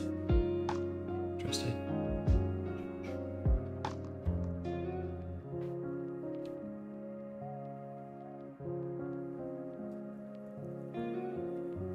Music, all good. Oh, thank you, Peepster. Another tool called Remove Unused Bones. If you have a mesh and armature, such bones in that vertex group, make so the bones and armature will delete those bones from the armature. More complex than that as to handle the case in which some parent bones are used but not end bones. But as an example, hair that uses the head bone, but not the neck or chest. Interesting. That does sound quite useful. I'm definitely still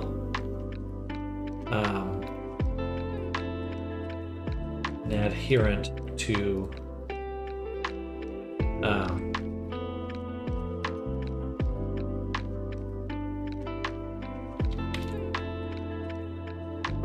AutoRig Pro. And I will keep that in mind.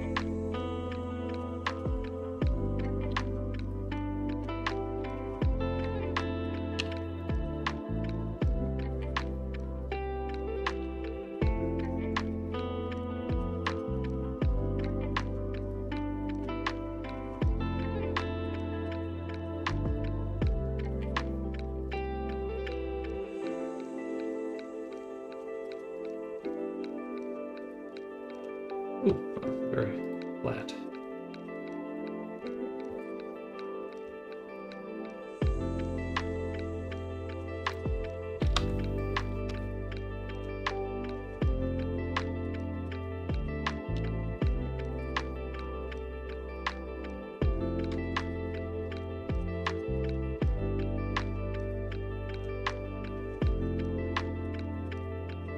Does sound useful for making clothes.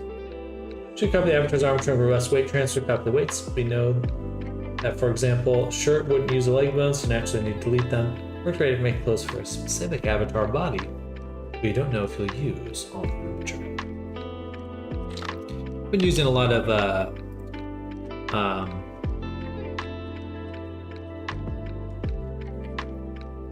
VRC Fury to add clothes. They have some cool features there.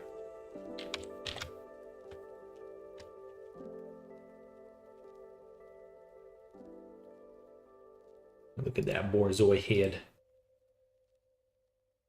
Finally doing music? I think so. I think it's time. Well, thank you, Tom.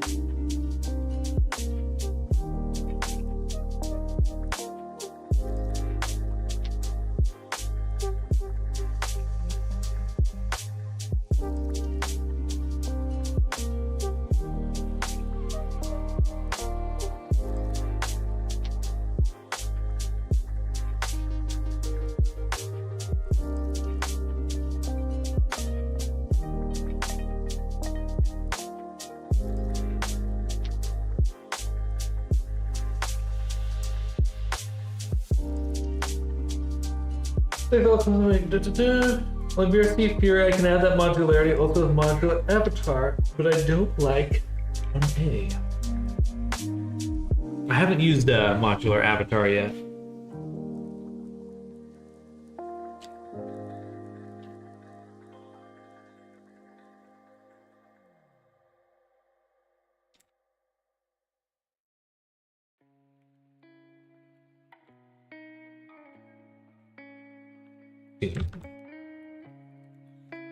We're gonna turn on a MatCap. It's a little hard for me to see what's going on.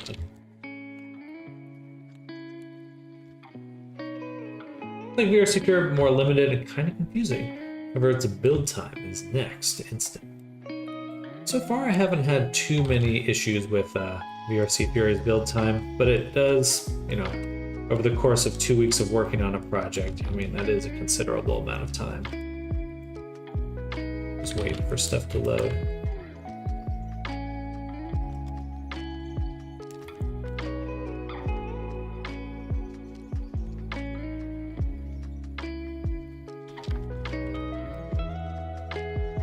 I really wish VRC Fury had a merge option. A merge on upload, I would pay for that. Merge on upload would be like a game changer in my opinion. You could do a lot of really interesting stuff with that one. But then you'd have to update all the animations and, you know, keep the links to everything, but it would be cool.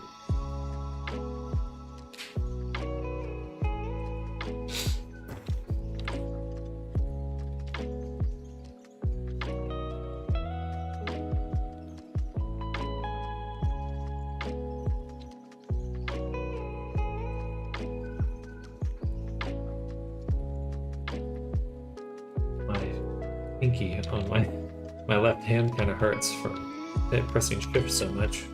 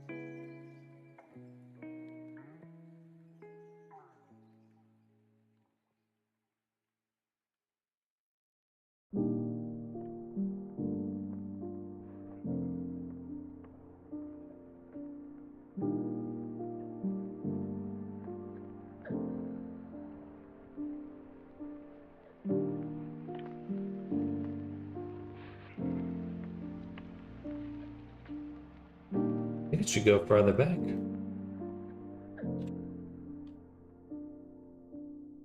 Some of the canines get quite, or not canines, but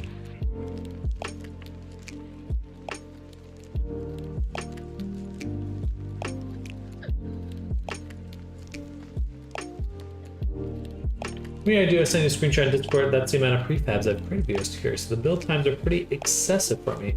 That's the price I'm willing to pay to make sure my avatars are 100%. One moment.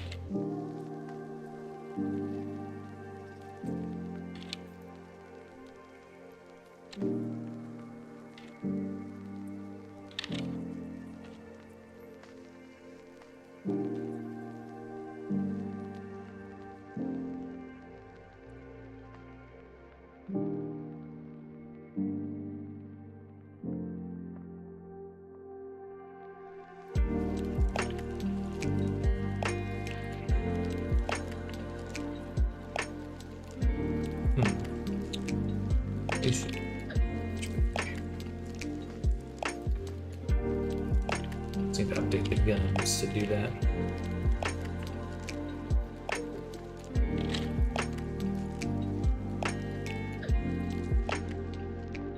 One second.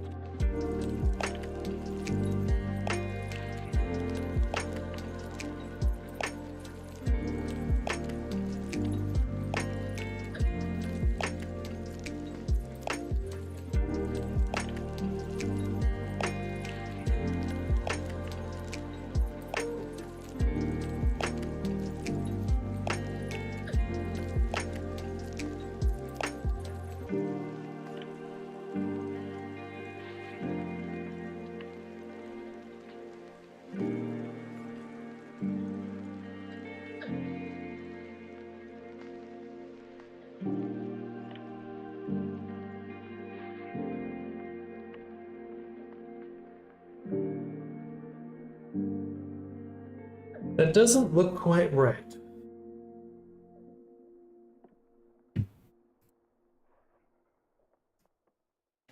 Oh, wow. Yeah, merge on upload, though, would certainly...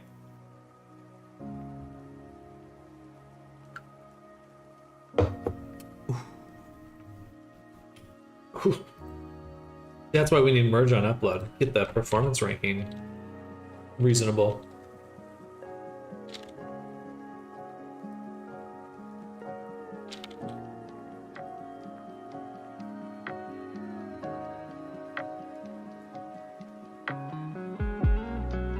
Also, someone was asking about Marvelous design earlier. Yeah, so we made this outfit in Marvelous as well for this character.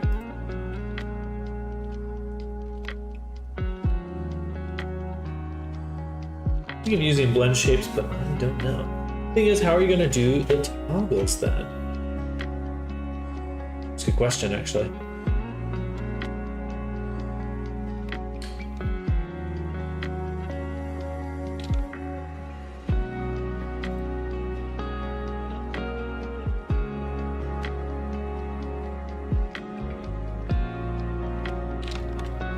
Can't say that I know the answer there.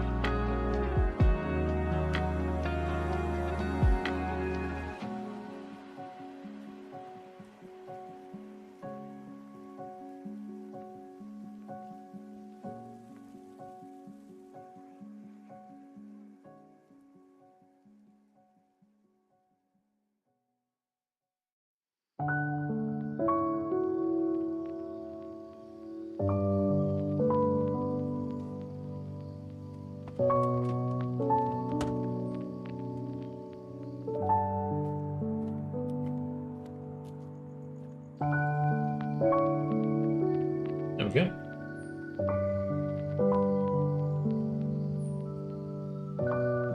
Then we're going to make a new plane. M at center. Will be our eyelash.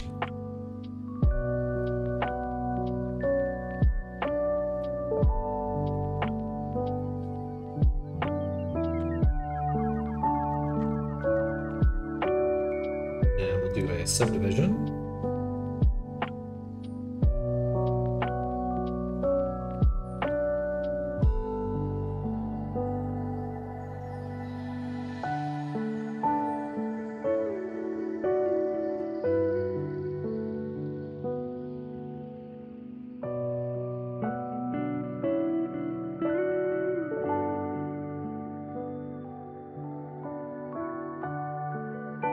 I've realized now for making eyelashes is you do want to bridge the back. You want to cut it. Eyelashes should be a diamond. A diamond tube.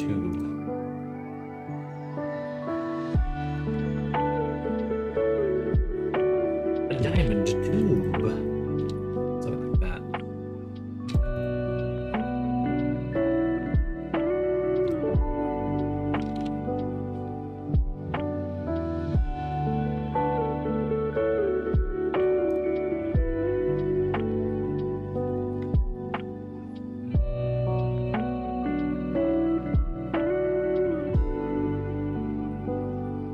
Probably just gonna add a horrible amount of bones, killing the performance again. It's killed me.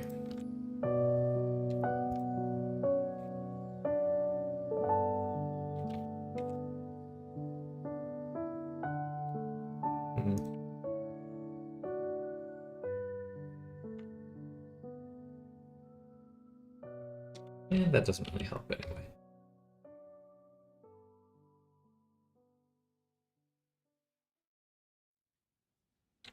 Silly bean spotted. No, I read it.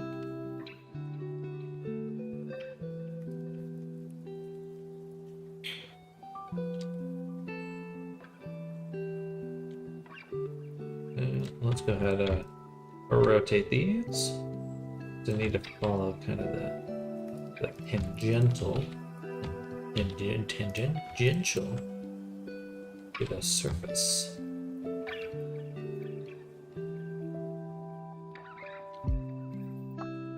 Yeah, that's pretty good.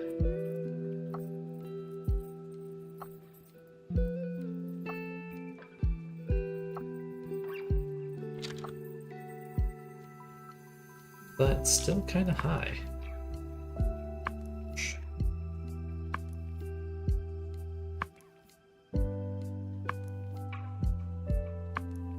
And we'll push that up.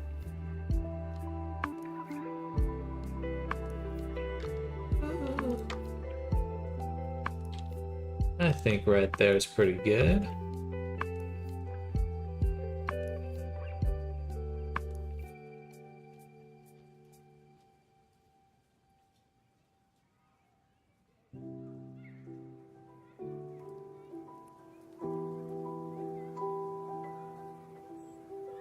The problem is that it's only going to fit the high poly.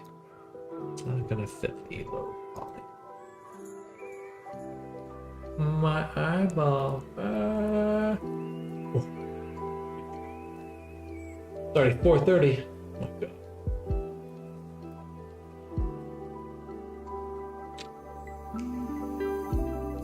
Where was that picture?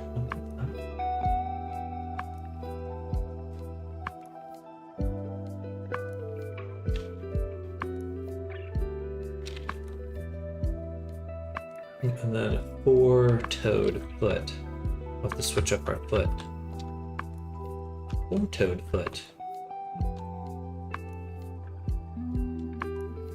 4-toed.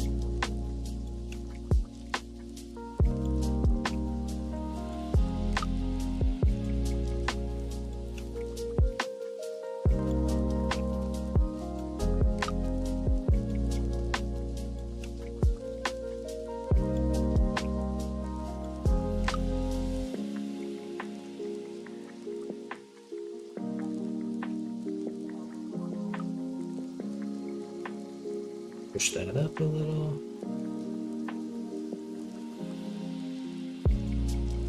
Overall, pretty good, but the gap is pretty big. I think, you know, the eyelids are pretty darn thin.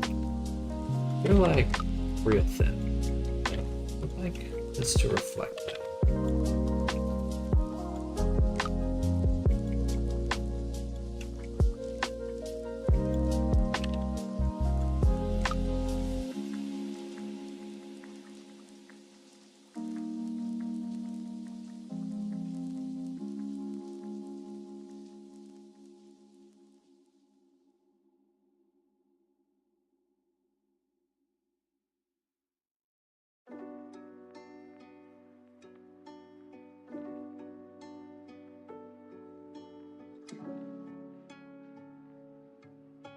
One thing I want to start adding to my avatars as time goes on is I've seen it used in AAA games, but I've never tried it myself, is a tear duct mesh.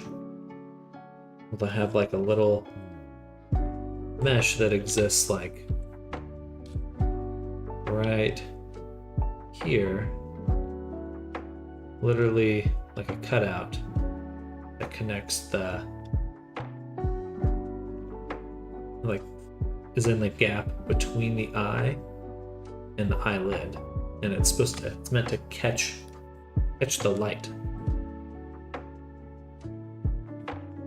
I'd love to try making that sometime. Maybe this will be the character.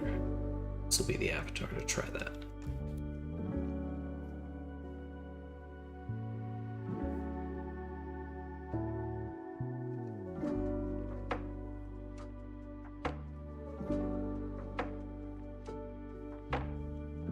It would go a long way in making the character feel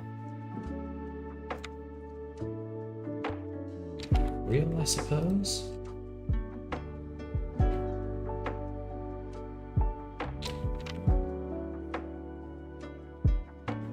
A little bit thinner on the eye. A little bit thinner. Let me mask out this section. Invert that.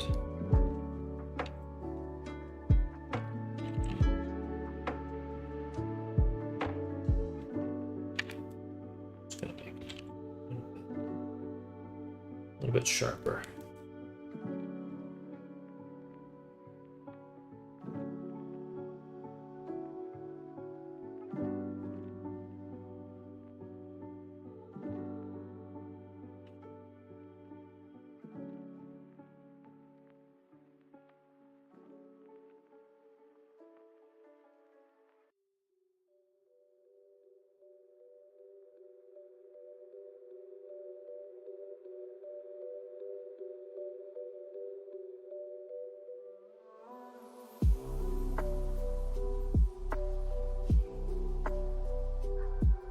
Beautiful.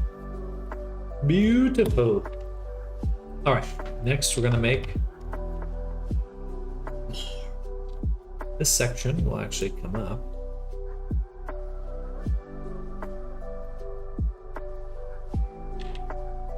here.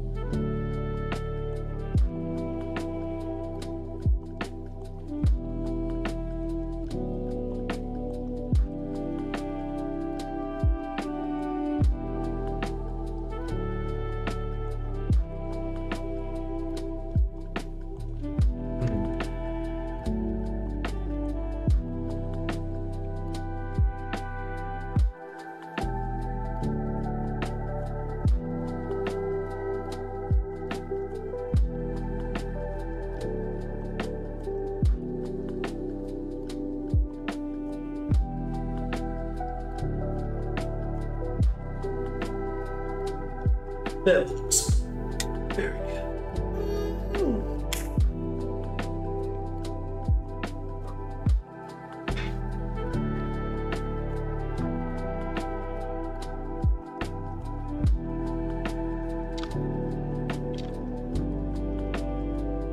So I think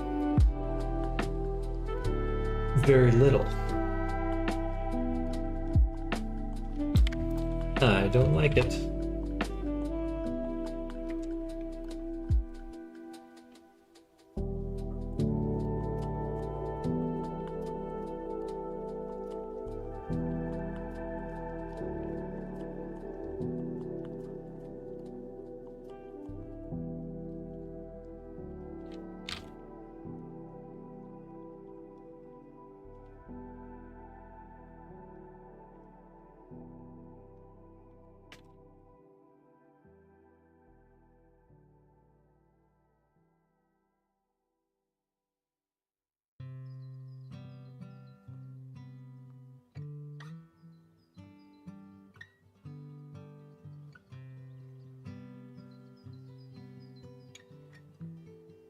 Point of why we make it a diamond, so that one point can go under and the rest can float on top.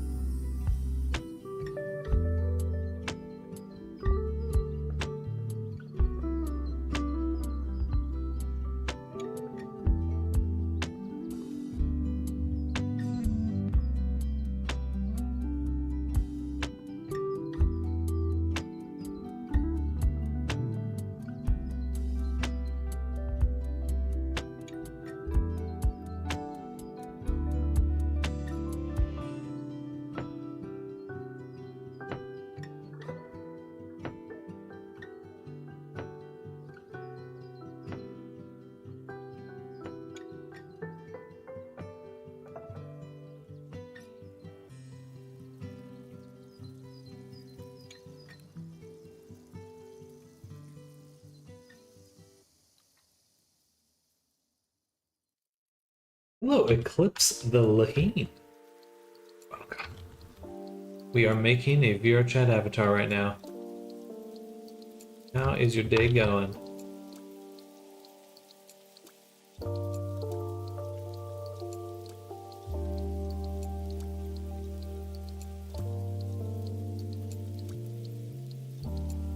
Did you do much 2D art lately? I've seen some of your older stuff and it's very solid. Thank you, I appreciate that.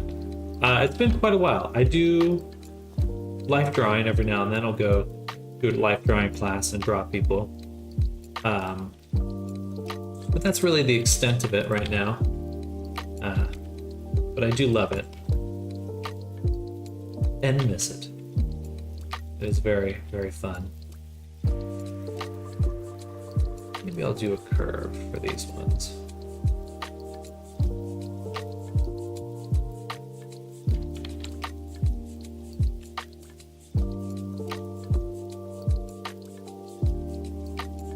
But I do like it quite a bit. Certainly have been feeling that I would like to do more. I was just going through some old, clearing out some storage. I have boxes and boxes of sketchbooks. And it's like, damn, I miss doing that. I miss it.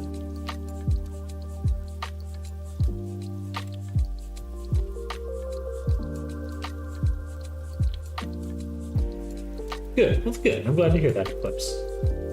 Probably pretty rough to be on the 3D work grind and also find time for drawing.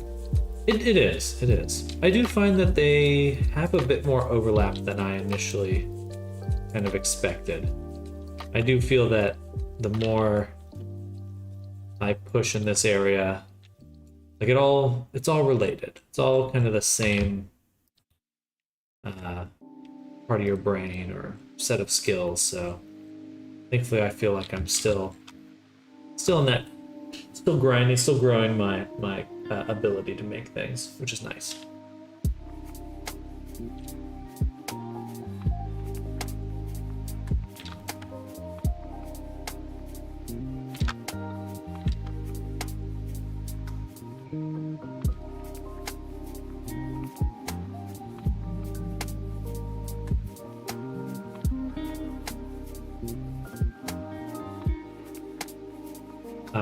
Yeah, maybe I'll do some 2D art streams at some point. That would certainly be fun. Oops, there's the groin. I can zoom in. I'd like to zoom in on this spot in particular, please. But it wants to zoom down there.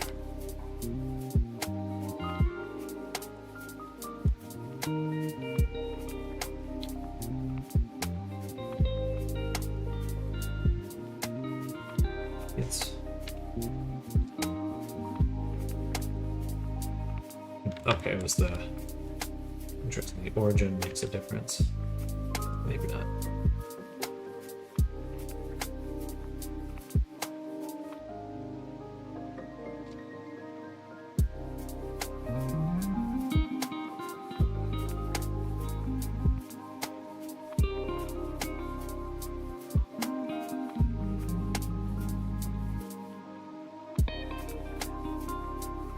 All right, beautiful work.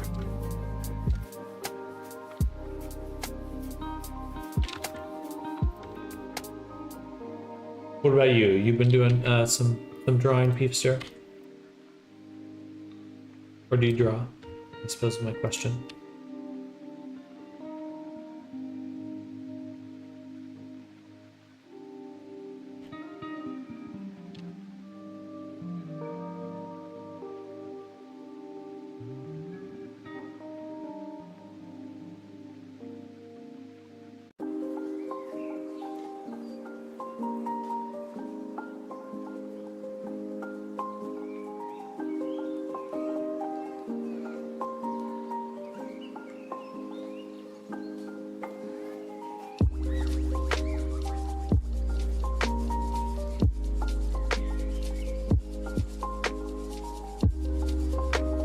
My main thing, then 3D on top of it for the past few years. Oh, very cool.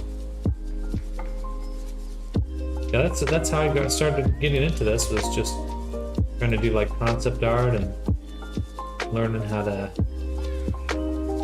make a little block out of a room or something and light it, and then just kind of kept pushing that part of it.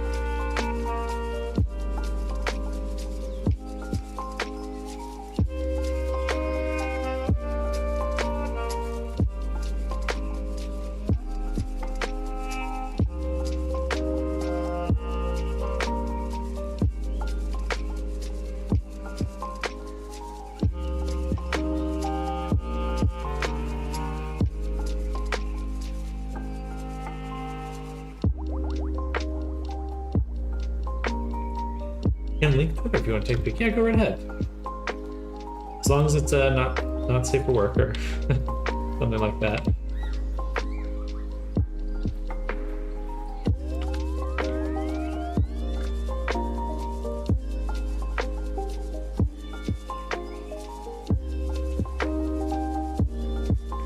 Hey, that's awesome.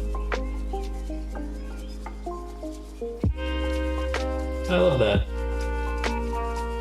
Very charming designs.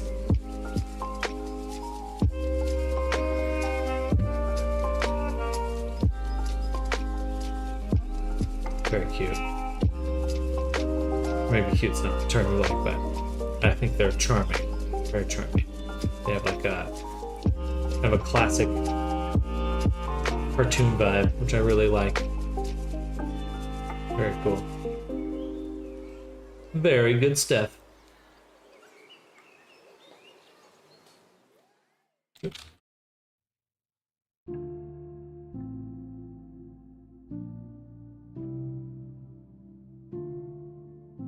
Absolutely.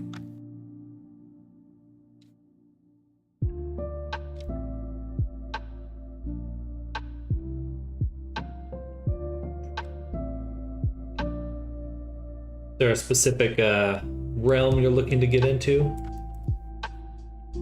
I have to get used to you having music now. I'm not saying that's a complaint, it's just that you always listen to my own music while hearing your stream.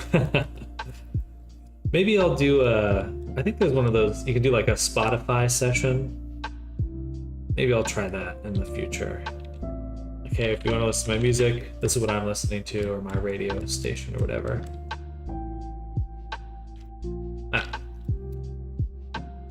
That sounds like a lot of work. I'm lazy.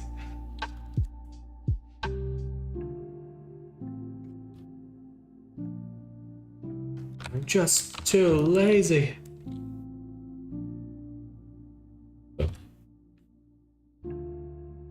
That's not at all what I clicked multiple times. Gosh darn it.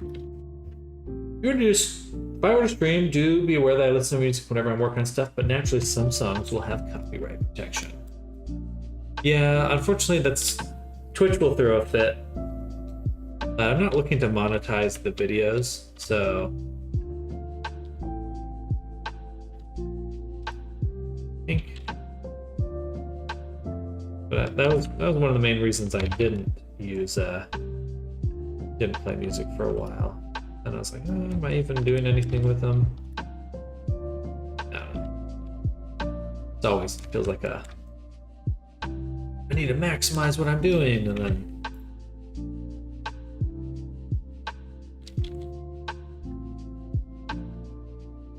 if you don't monetize the videos, I can use any song, I'm pretty sure.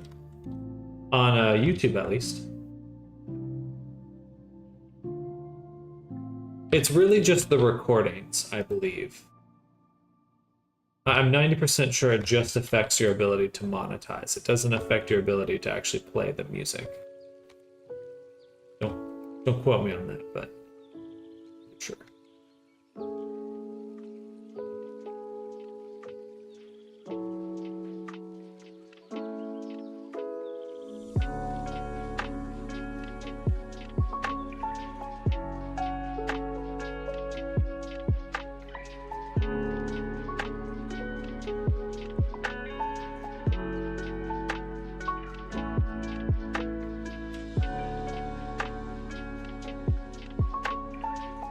A lot of people stream with copyright music, and then their VODs just don't have the music audio. Okay. Separate the channels for the VOD saving part on OBS. Oh. That is good to know. That is good to know.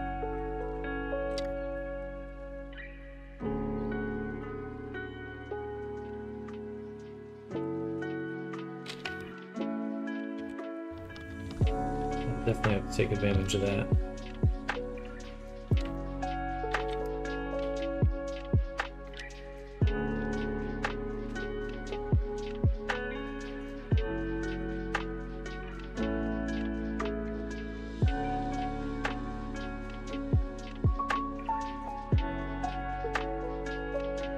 Just make a shape over the ear.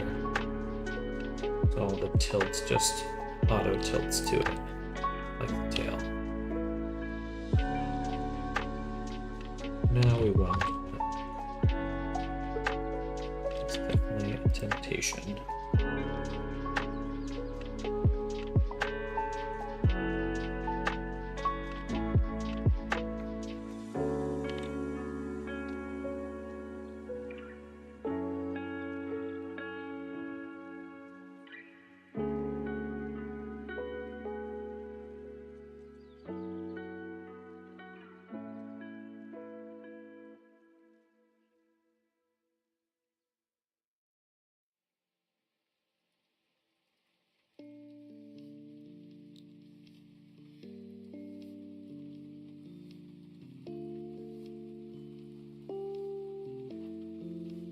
Is that the NURB curve? This is a Bezier curve. These are Bezier curves that I'm working with. I really prefer the Bezier because you just literally have another point of control.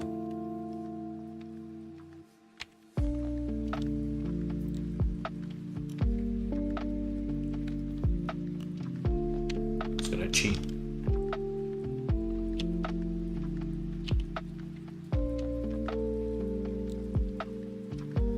I'm not sure if that's what I want. Like, I'm not quite sure how I want to do the ears. I guess this will work. We'll have the ears, because they'll be flopping down the whole time, and we do want like an inside of the ear. We want the like fleshy part, non-fuzzy part.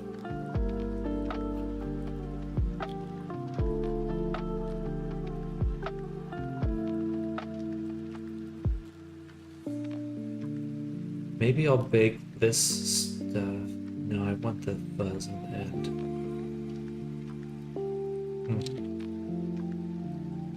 I might bake it in a little bit on body high poly, just so you do see through it. It just looks like fuzz, or more of the hair strands.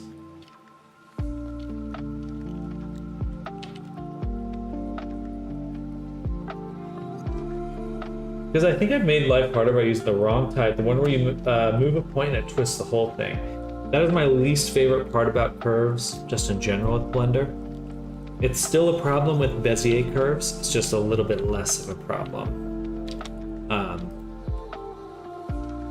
But I find it insane that it's a problem at all. Like, it really shouldn't be an issue. Like, there should just be a curve that has another handle for the tilt. It shouldn't be this. It shouldn't be a slider. It should just be. Anyway, I digress. I find it very unintuitive that this is what we use for this. Maybe unintuitive is not. I find it evil.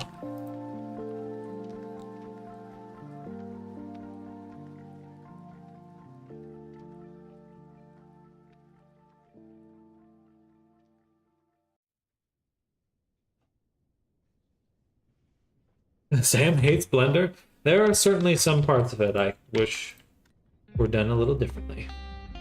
But for the most part, it's all right. But the nice part is with geometry nodes, they are giving you tons of options. I mean, it's open source. You can use Python scripts with it. You can, if you really want to address some of your problems with Blender, you do have the ability to, unlike some other platforms. So perhaps I should complain less and build more solutions.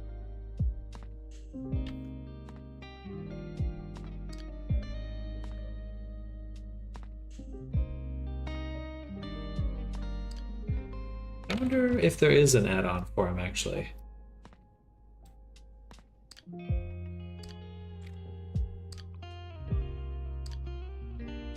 Simplify Curves Plus. What does this do?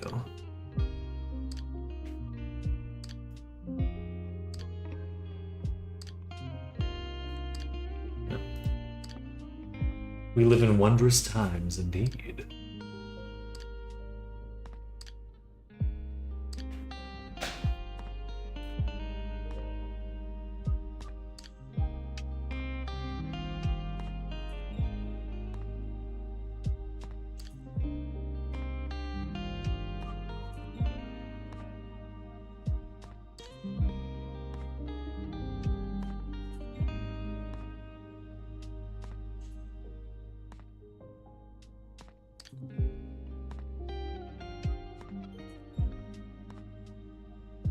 Technology! Technology!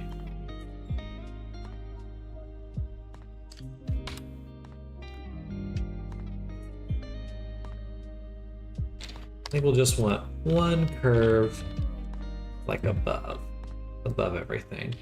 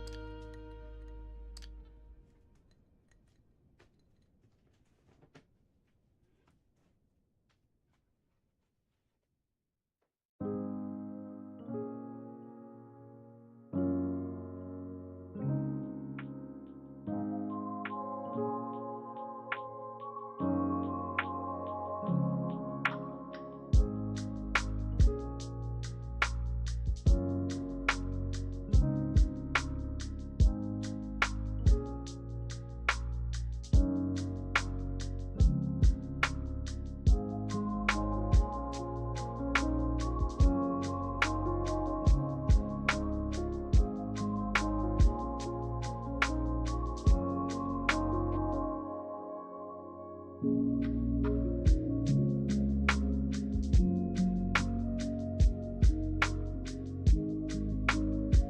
that looks really good. That looks muy bueno. Muy bueno. Let's take this curve, duplicate it.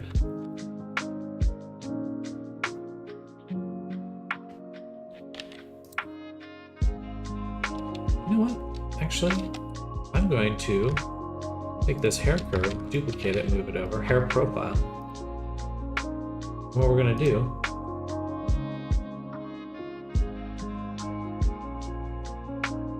is use this one. So I don't want to make them all there. What I can do instead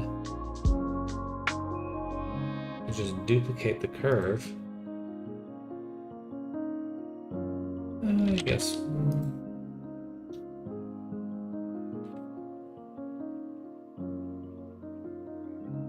It falls a little bit too closely. Okay. All right.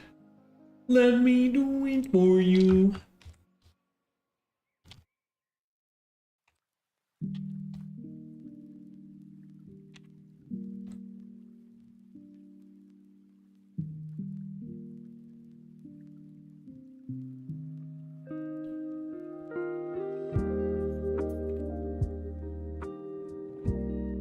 Hello, Keith. Oh.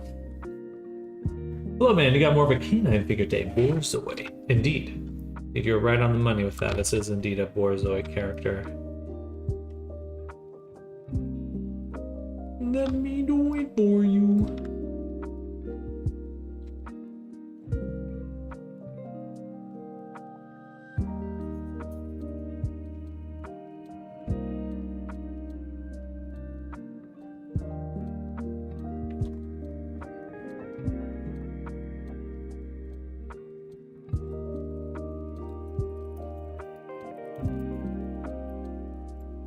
A little too far. Should be up here.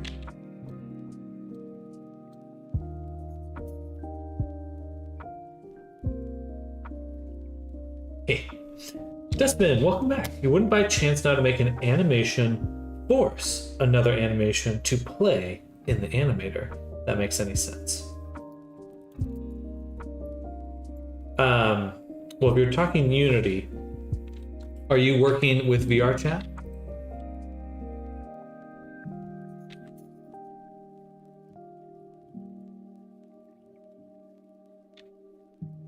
So there is something you can use in an animator, so that in order to drive another parameter. So when you hit a state, an animator state, little rectangles, you can add something where when it hits that rectangle, it causes a parameter to change values or sets a value.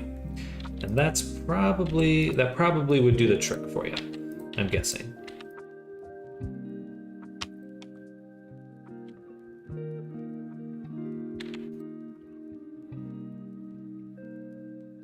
But Unity's loading right now. I'll show you in just a second where to find that.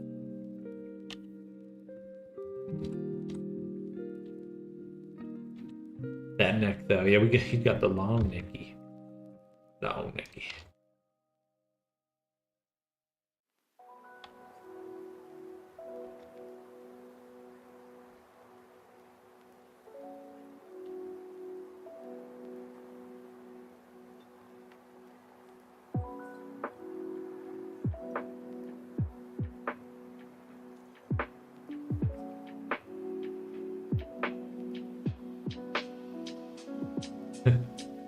Embrace Borzoi.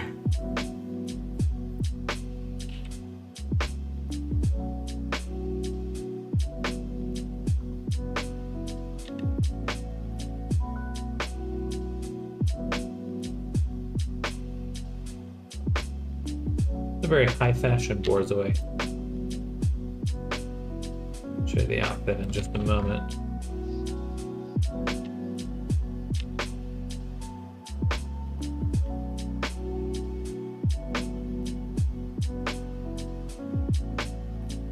change the radius on one of them, which is fine.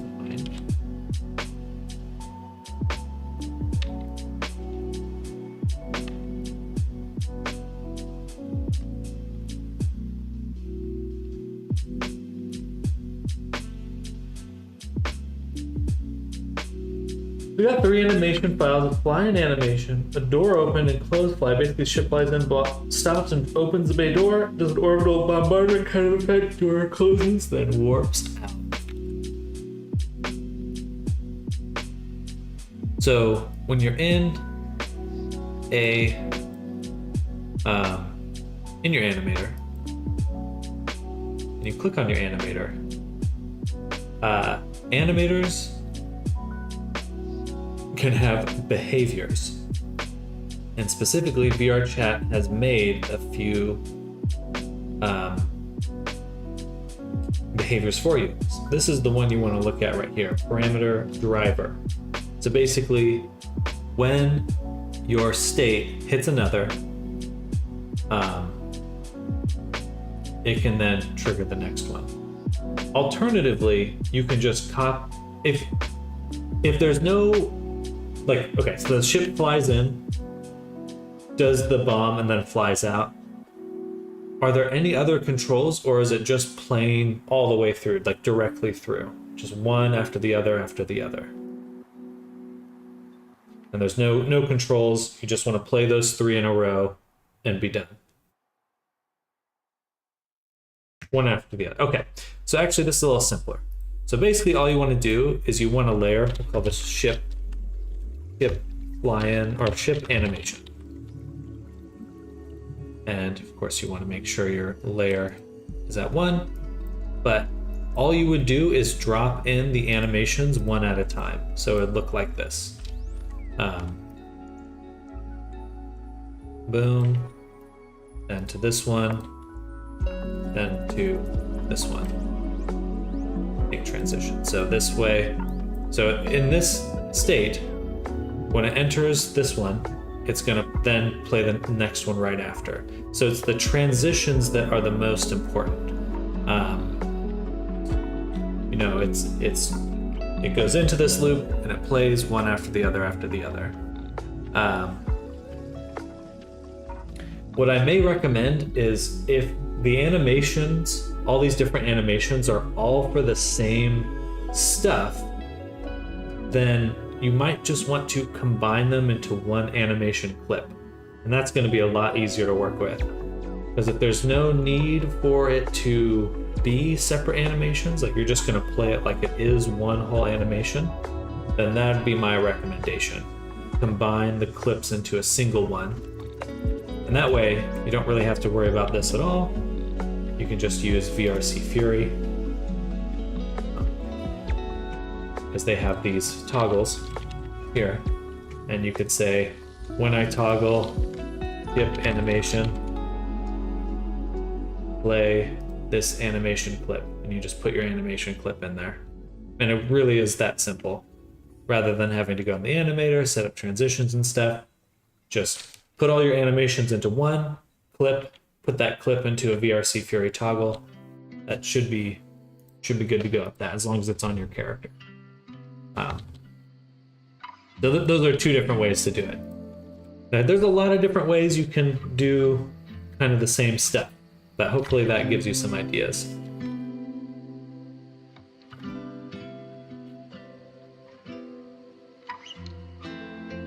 In fact, do you have other questions about that, or does that give you a good direction to go?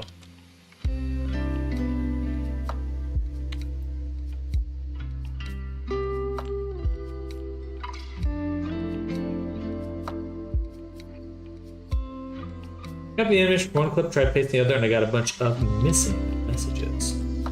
Interesting.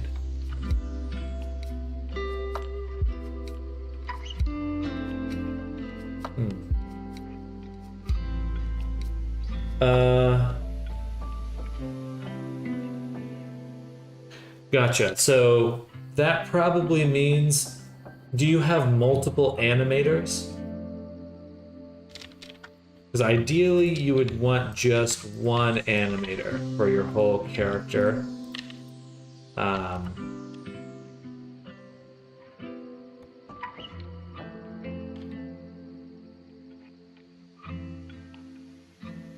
but if you don't, then you really could just have, like, usually what happens when you turn on an object, it has that animator on it with the animation.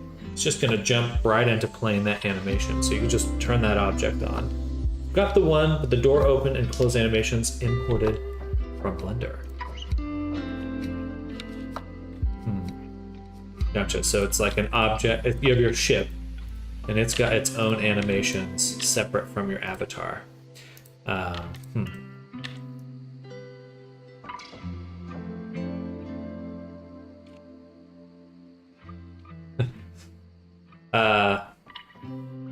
How familiar are you with animators?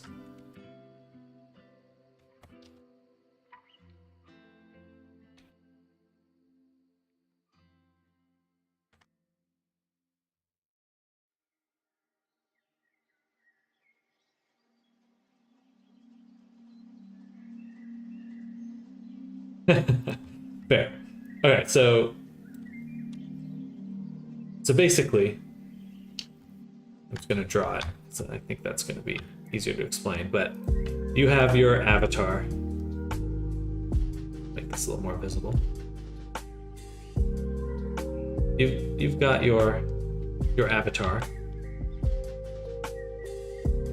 and they have their own animator. So we'll say one for the animator. So the character Avi animator.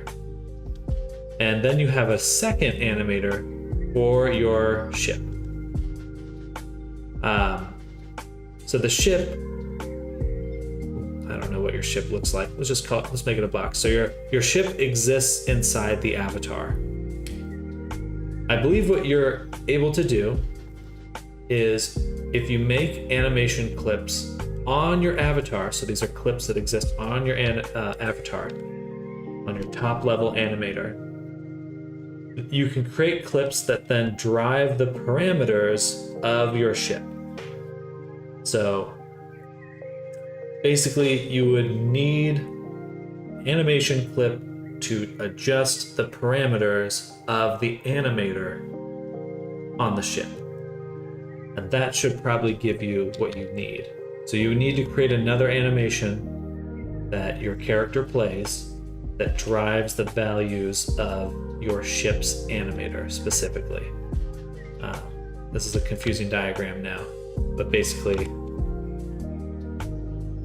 you've got your avatar, Avi, and inside your avatar you have your ship. And the main animator, the Avi animator, is driving the values of the ship one. It's going to, like parameter A, B, C, it's driving these values, making the ship's animators do stuff.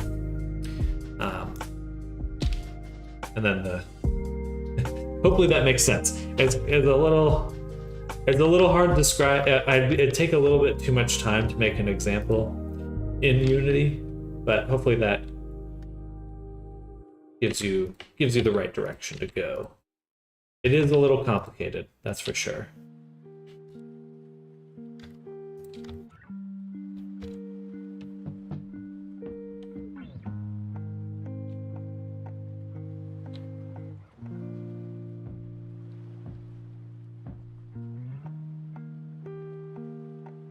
And I don't mean to discourage you by saying that. I just hopefully I'm not discouraging you by saying that. It's just a little tricky.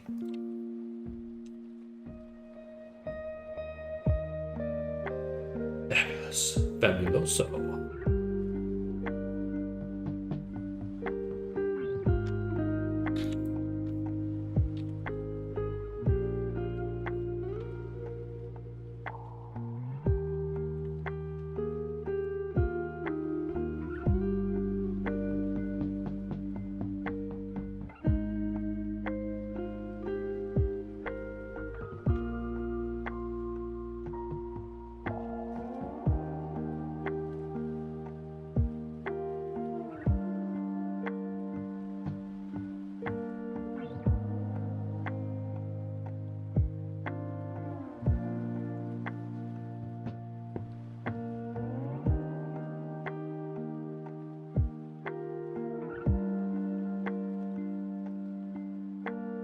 All these male designs look like they have their own Yuri anime. This guy has definitely got that.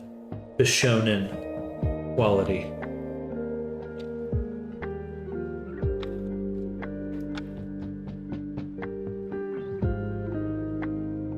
Beastars, but Yuri. Oh, I think you've got the I think you've got the terms backwards. I said Yuri, but well, it depends on what you mean. Now, Yuri's for no. A little more specific, but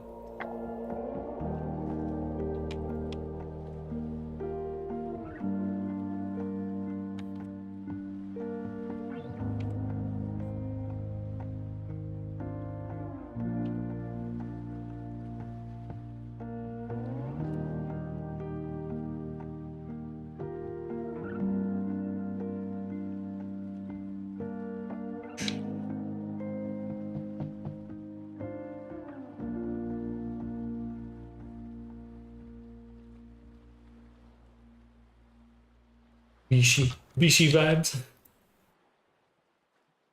JP animators need to write this down. Write it down, write it down. Down.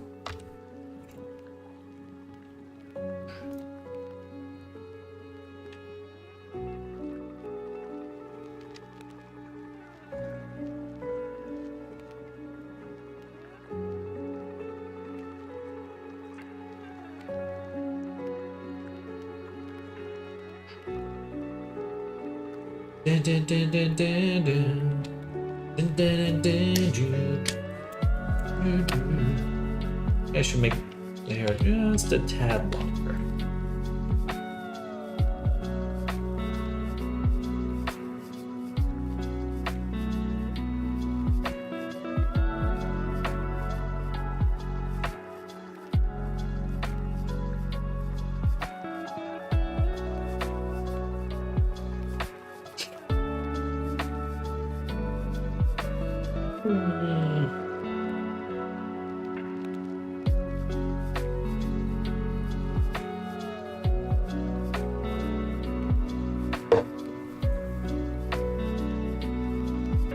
All right. Tomorrow we'll work on the tail.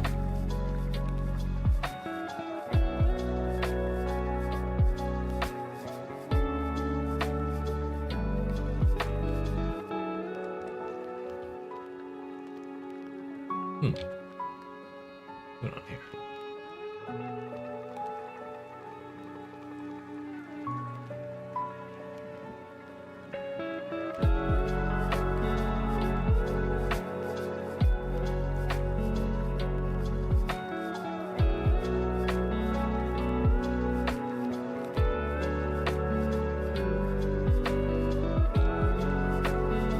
Thing is, the ship doesn't have its own animator. It only has the 2 animation clips. So where are those clips playing?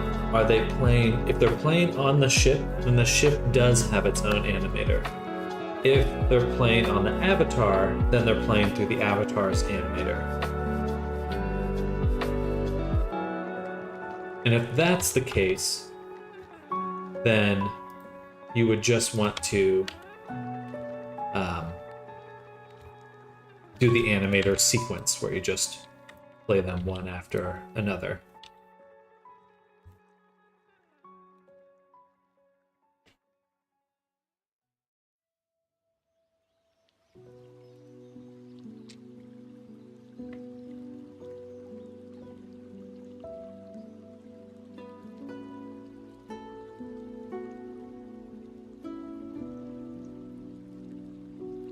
Maybe we will play with the tail right now.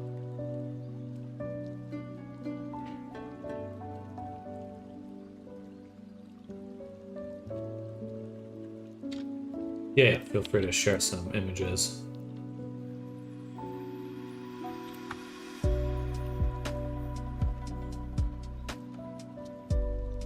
Thinking the tail will just be all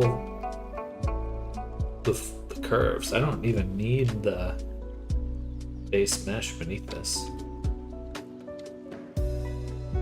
be all fluff. Just want an O. Random.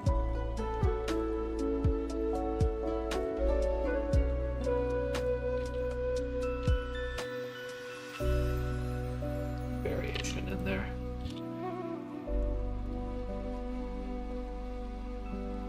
Character run through a forest, the only thing covering them is a tree branch in front of you. Majestic. Now that's very anime.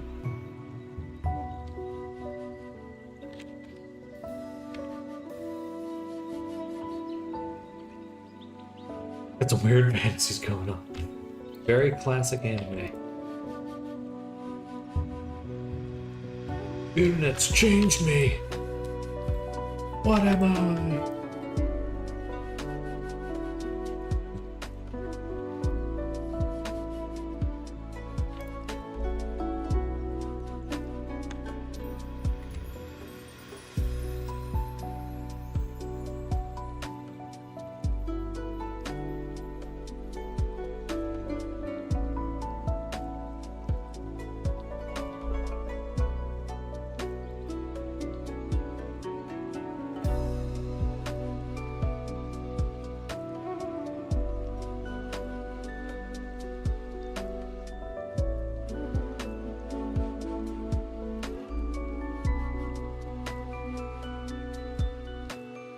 Where is the tail?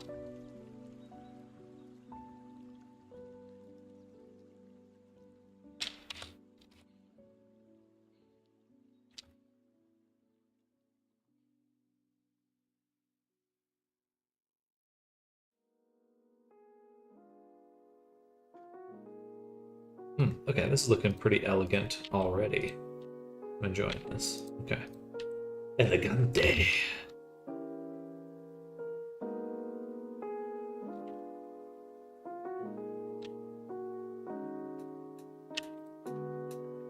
Need a lot more variation.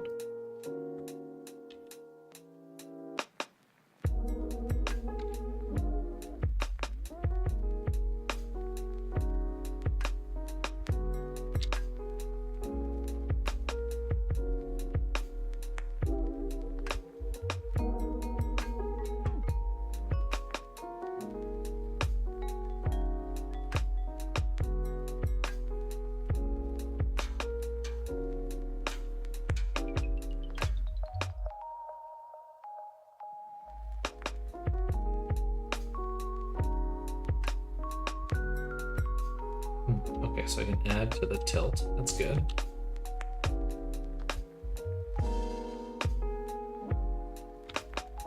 Then words would be like, are you liking what you see? Oops, I moved my Giga Chat. Ooh, that looks better. Yeah, much cleaner. A little squishy. Kind of squish it down. Actually, we'll take the whole. We'll squish it down. Up there.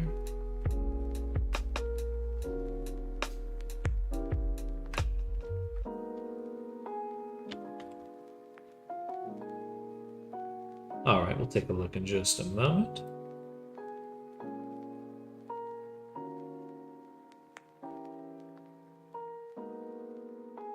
Very elegant though, I like it. I like it.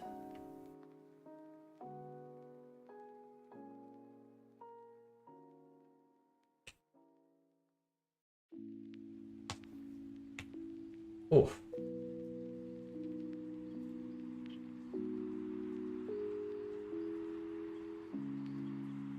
Alright, let's take a look. Mons MP is the ship's synaptic nuke. It's the Epi.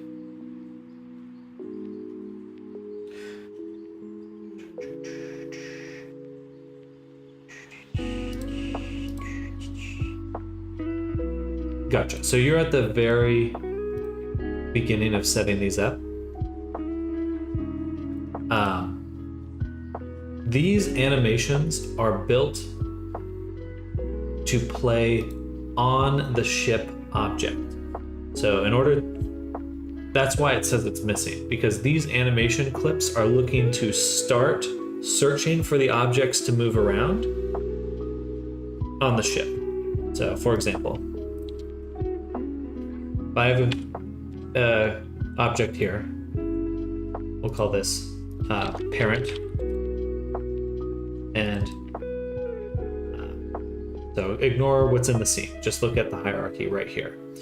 So this parent object, when it has an animator, the animations that are built for this parent object, they use, they are looking for stuff below it.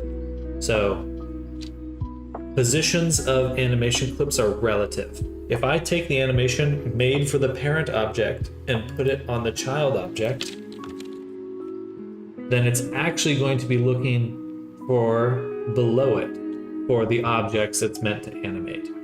So the animator is basically looking at the object that's on and any objects and looking for the objects it wants to animate below. So animators never look up, they only look down. So you're going to have to take these animations and put them on your Mon's ship in an animator if you want to use these clips as is. So in order to get these clips to work right, they have to play directly on the ship.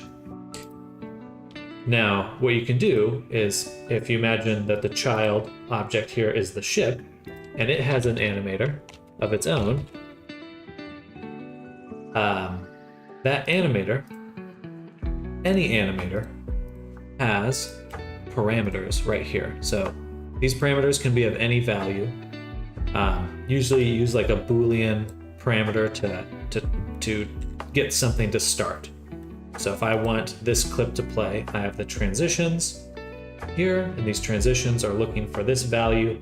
If the condition is met, then it goes to the clip and it begins to play it. So what you'll want is a parameter here, probably called like start, something like that, like start. And and this is on the ship, it clicks. And then when it clicks, it starts the animations playing. And the animations are in your animator. So you'll have to create an animator, a custom animator for your ship in order to play them. And you need to make sure you have a parameter that you can toggle. Then you'll need to create a second animation in your avatar's animation that is toggling those values on the spaceship. So your spaceship is animating the stuff inside the spaceship, and it's looking for stuff in it to move around. The avatar is looking for stuff inside itself, like the spaceship, and then it's looking at its animator, and it's moving those values around. So you kind of have this two layers of animators. So it will be a little odd because you're going to have two animators, one for the ship, one for the avatar. Yeah, hopefully that's clear. It's just it's a little, if you're new to Unity and new to animating in Unity, it's definitely a little odd. Hello, your boy, Mr. Giggles. Hey, what are we doing? We were working, I was explaining some Unity animation stuff to Dustbin. But right now we're actually working on creating the fluffy tail for this avatar. This VR chat avatar. It looks like my dog. Do you have a Borzoi dog? But yeah, Dustbin, feel free to post in that channel or in the Blender channel Discord. There's also a VRC channel, which might work out well because it's a little more VR chat specific for the animations. Additionally, you can also go to the VR chat Discord directly if you're not getting some answers. I guess I'll follow. Well, heck yeah, I appreciate that. Welcome, Mr. Giggles.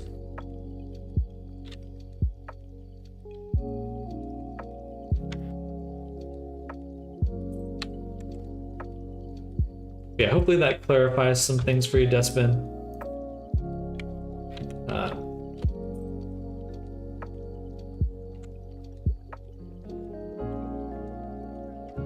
to switch this to random. That doesn't really help. It's really hard to tell which one is which here. They intersect very directly.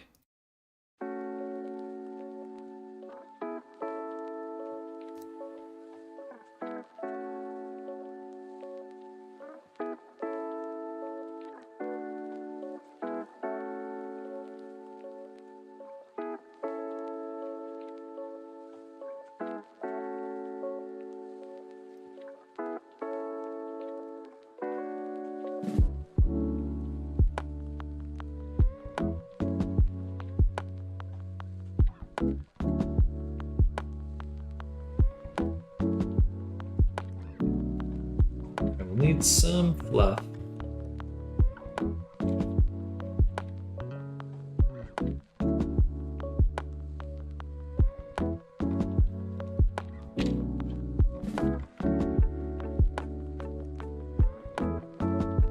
Okay, that looks better. We'll need some fluff that stops, that does not go all the way down the object. So something like this.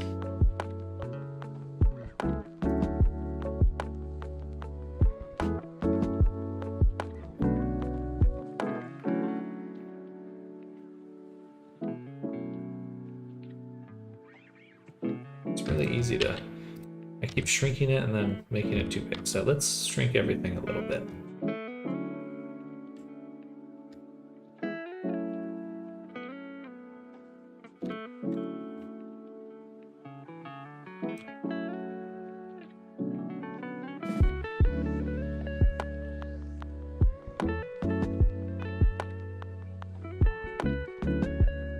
Yeah, I made one previously, but it's kind of basic and way too many polys, particle count of 6,730,600. So not even my friends were able to view it. Yeah, that's almost weaponized.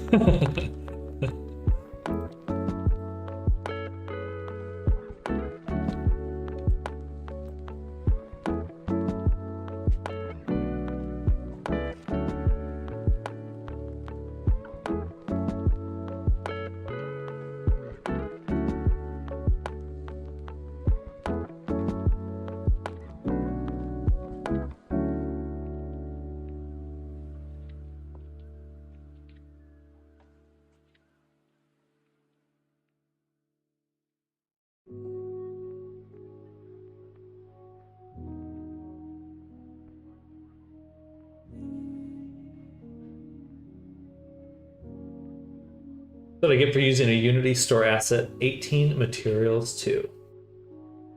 All for one nuke explosion prefab.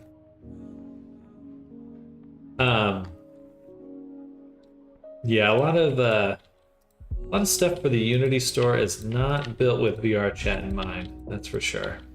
Or optimization, really, but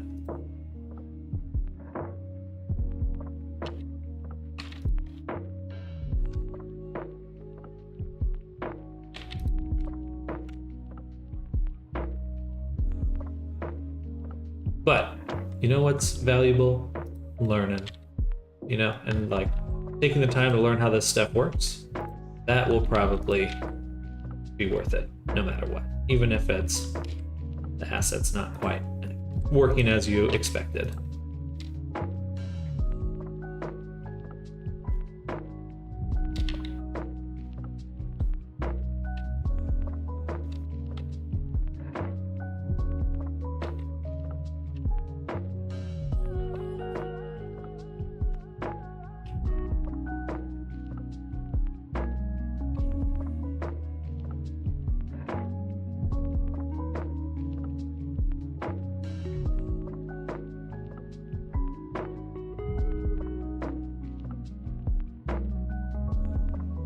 Ooh, that's looking good.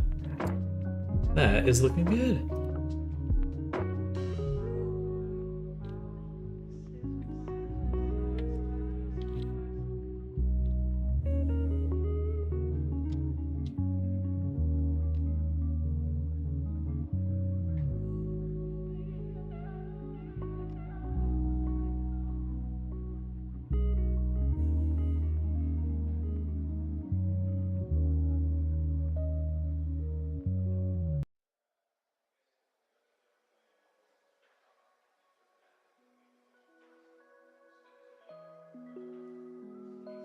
That's gonna be really fun once it's moving and flopping.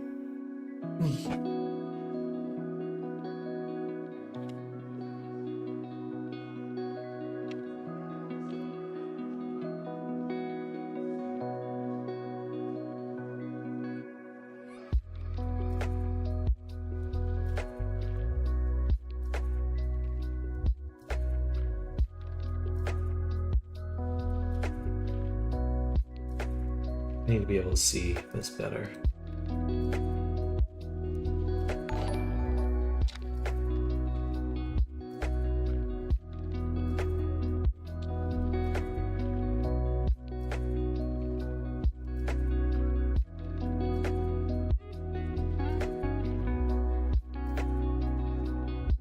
All right, time for some food. Have a nice rest of your day, all. Same to you, Arctic. Thank you for hanging out. Enjoy your evening. Enjoy the rest of your day. We'll catch you sometime soon.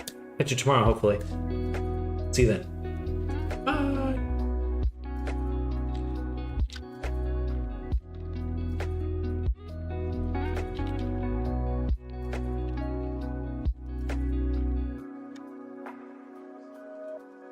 Yeah, it's very easy to undo all this little work that I've done.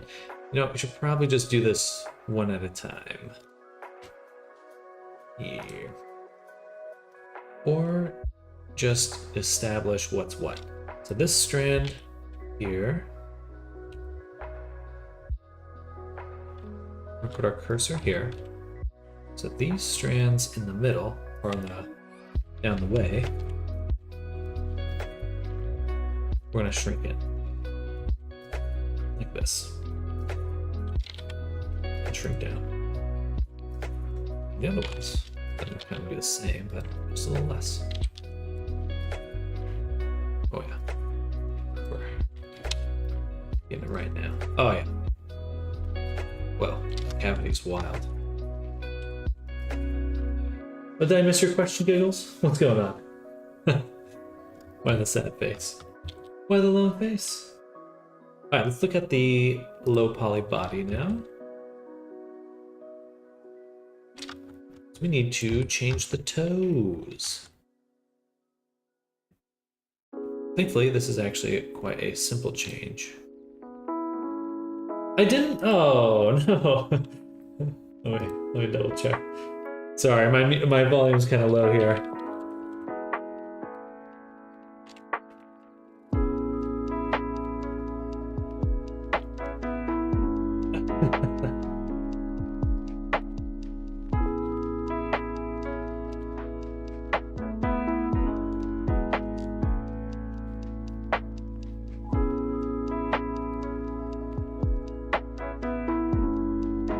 Stole my mom's credit card. I'm trying to get there. Streamlabs is taking its time. $25? Have I ever had Wendy's? I have had Wendy's, and I do like Wendy's. Thank you for the $25, Mr. Giggles. Super appreciated.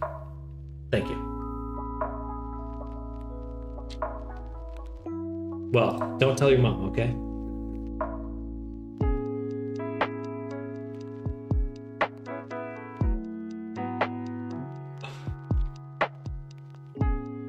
She'll just wonder where that money's going. Doesn't matter.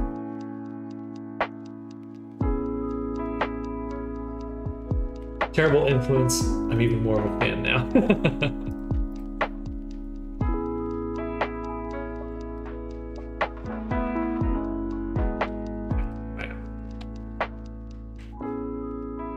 All right. No, I might just redo the toes. That's okay. Already got them mostly unwrapped.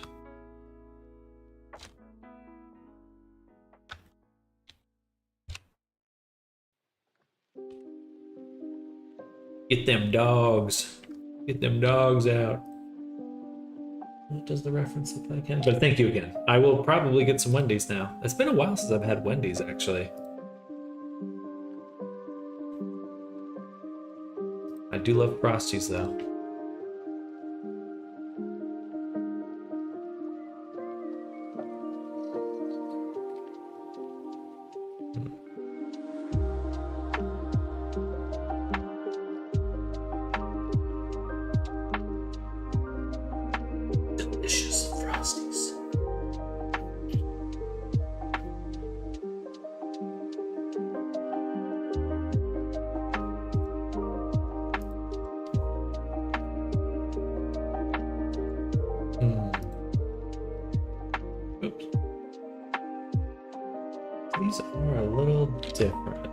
human feet.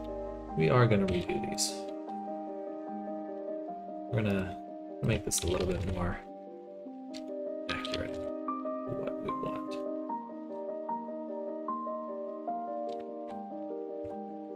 Okay. First of all,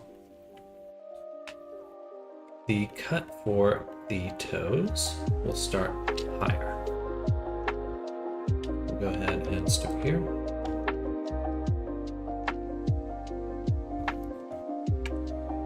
Tim, I don't know where you got this music from, but I need to tell you that I love it. Well, good. I am cheating a little bit, and I'm doing the classic playlist. Lo-Fi Girl. Where is it?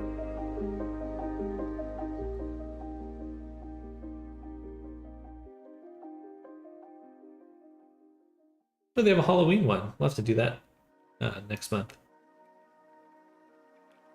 Yeah. Yeah, exactly.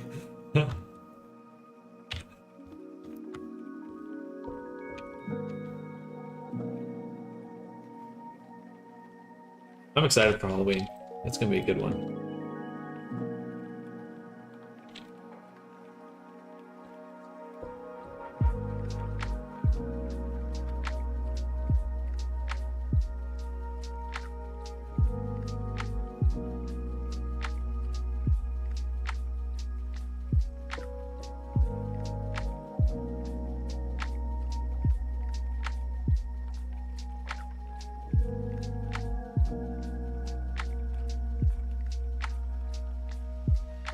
And what you guys' Halloween costume is gonna be? I'm thinking I'm gonna go as Beetlejuice. I haven't seen the latest one yet either. I love Beetlejuice.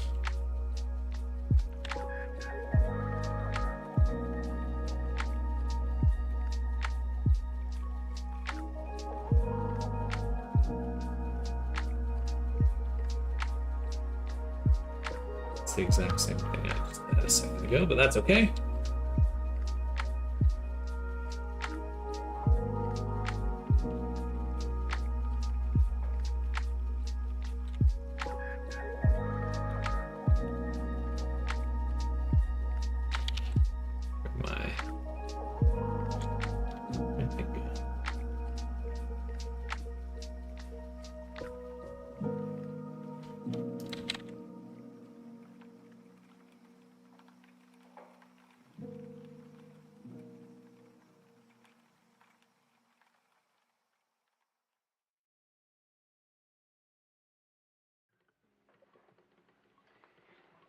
Wow, that looks so crunchy.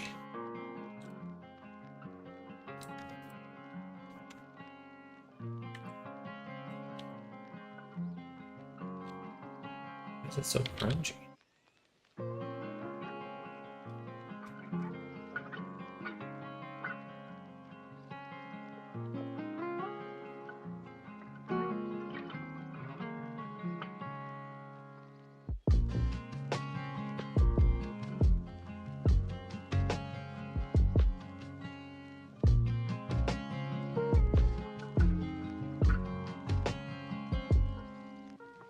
Need a few more polys. Yeah, I don't know what's going on with that.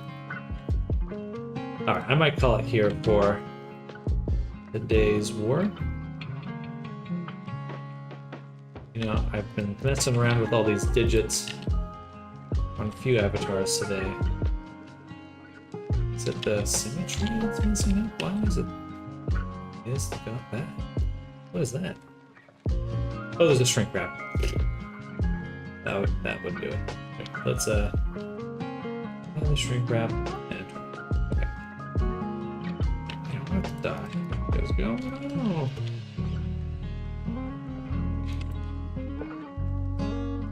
But that's funny because these weren't getting affected by it.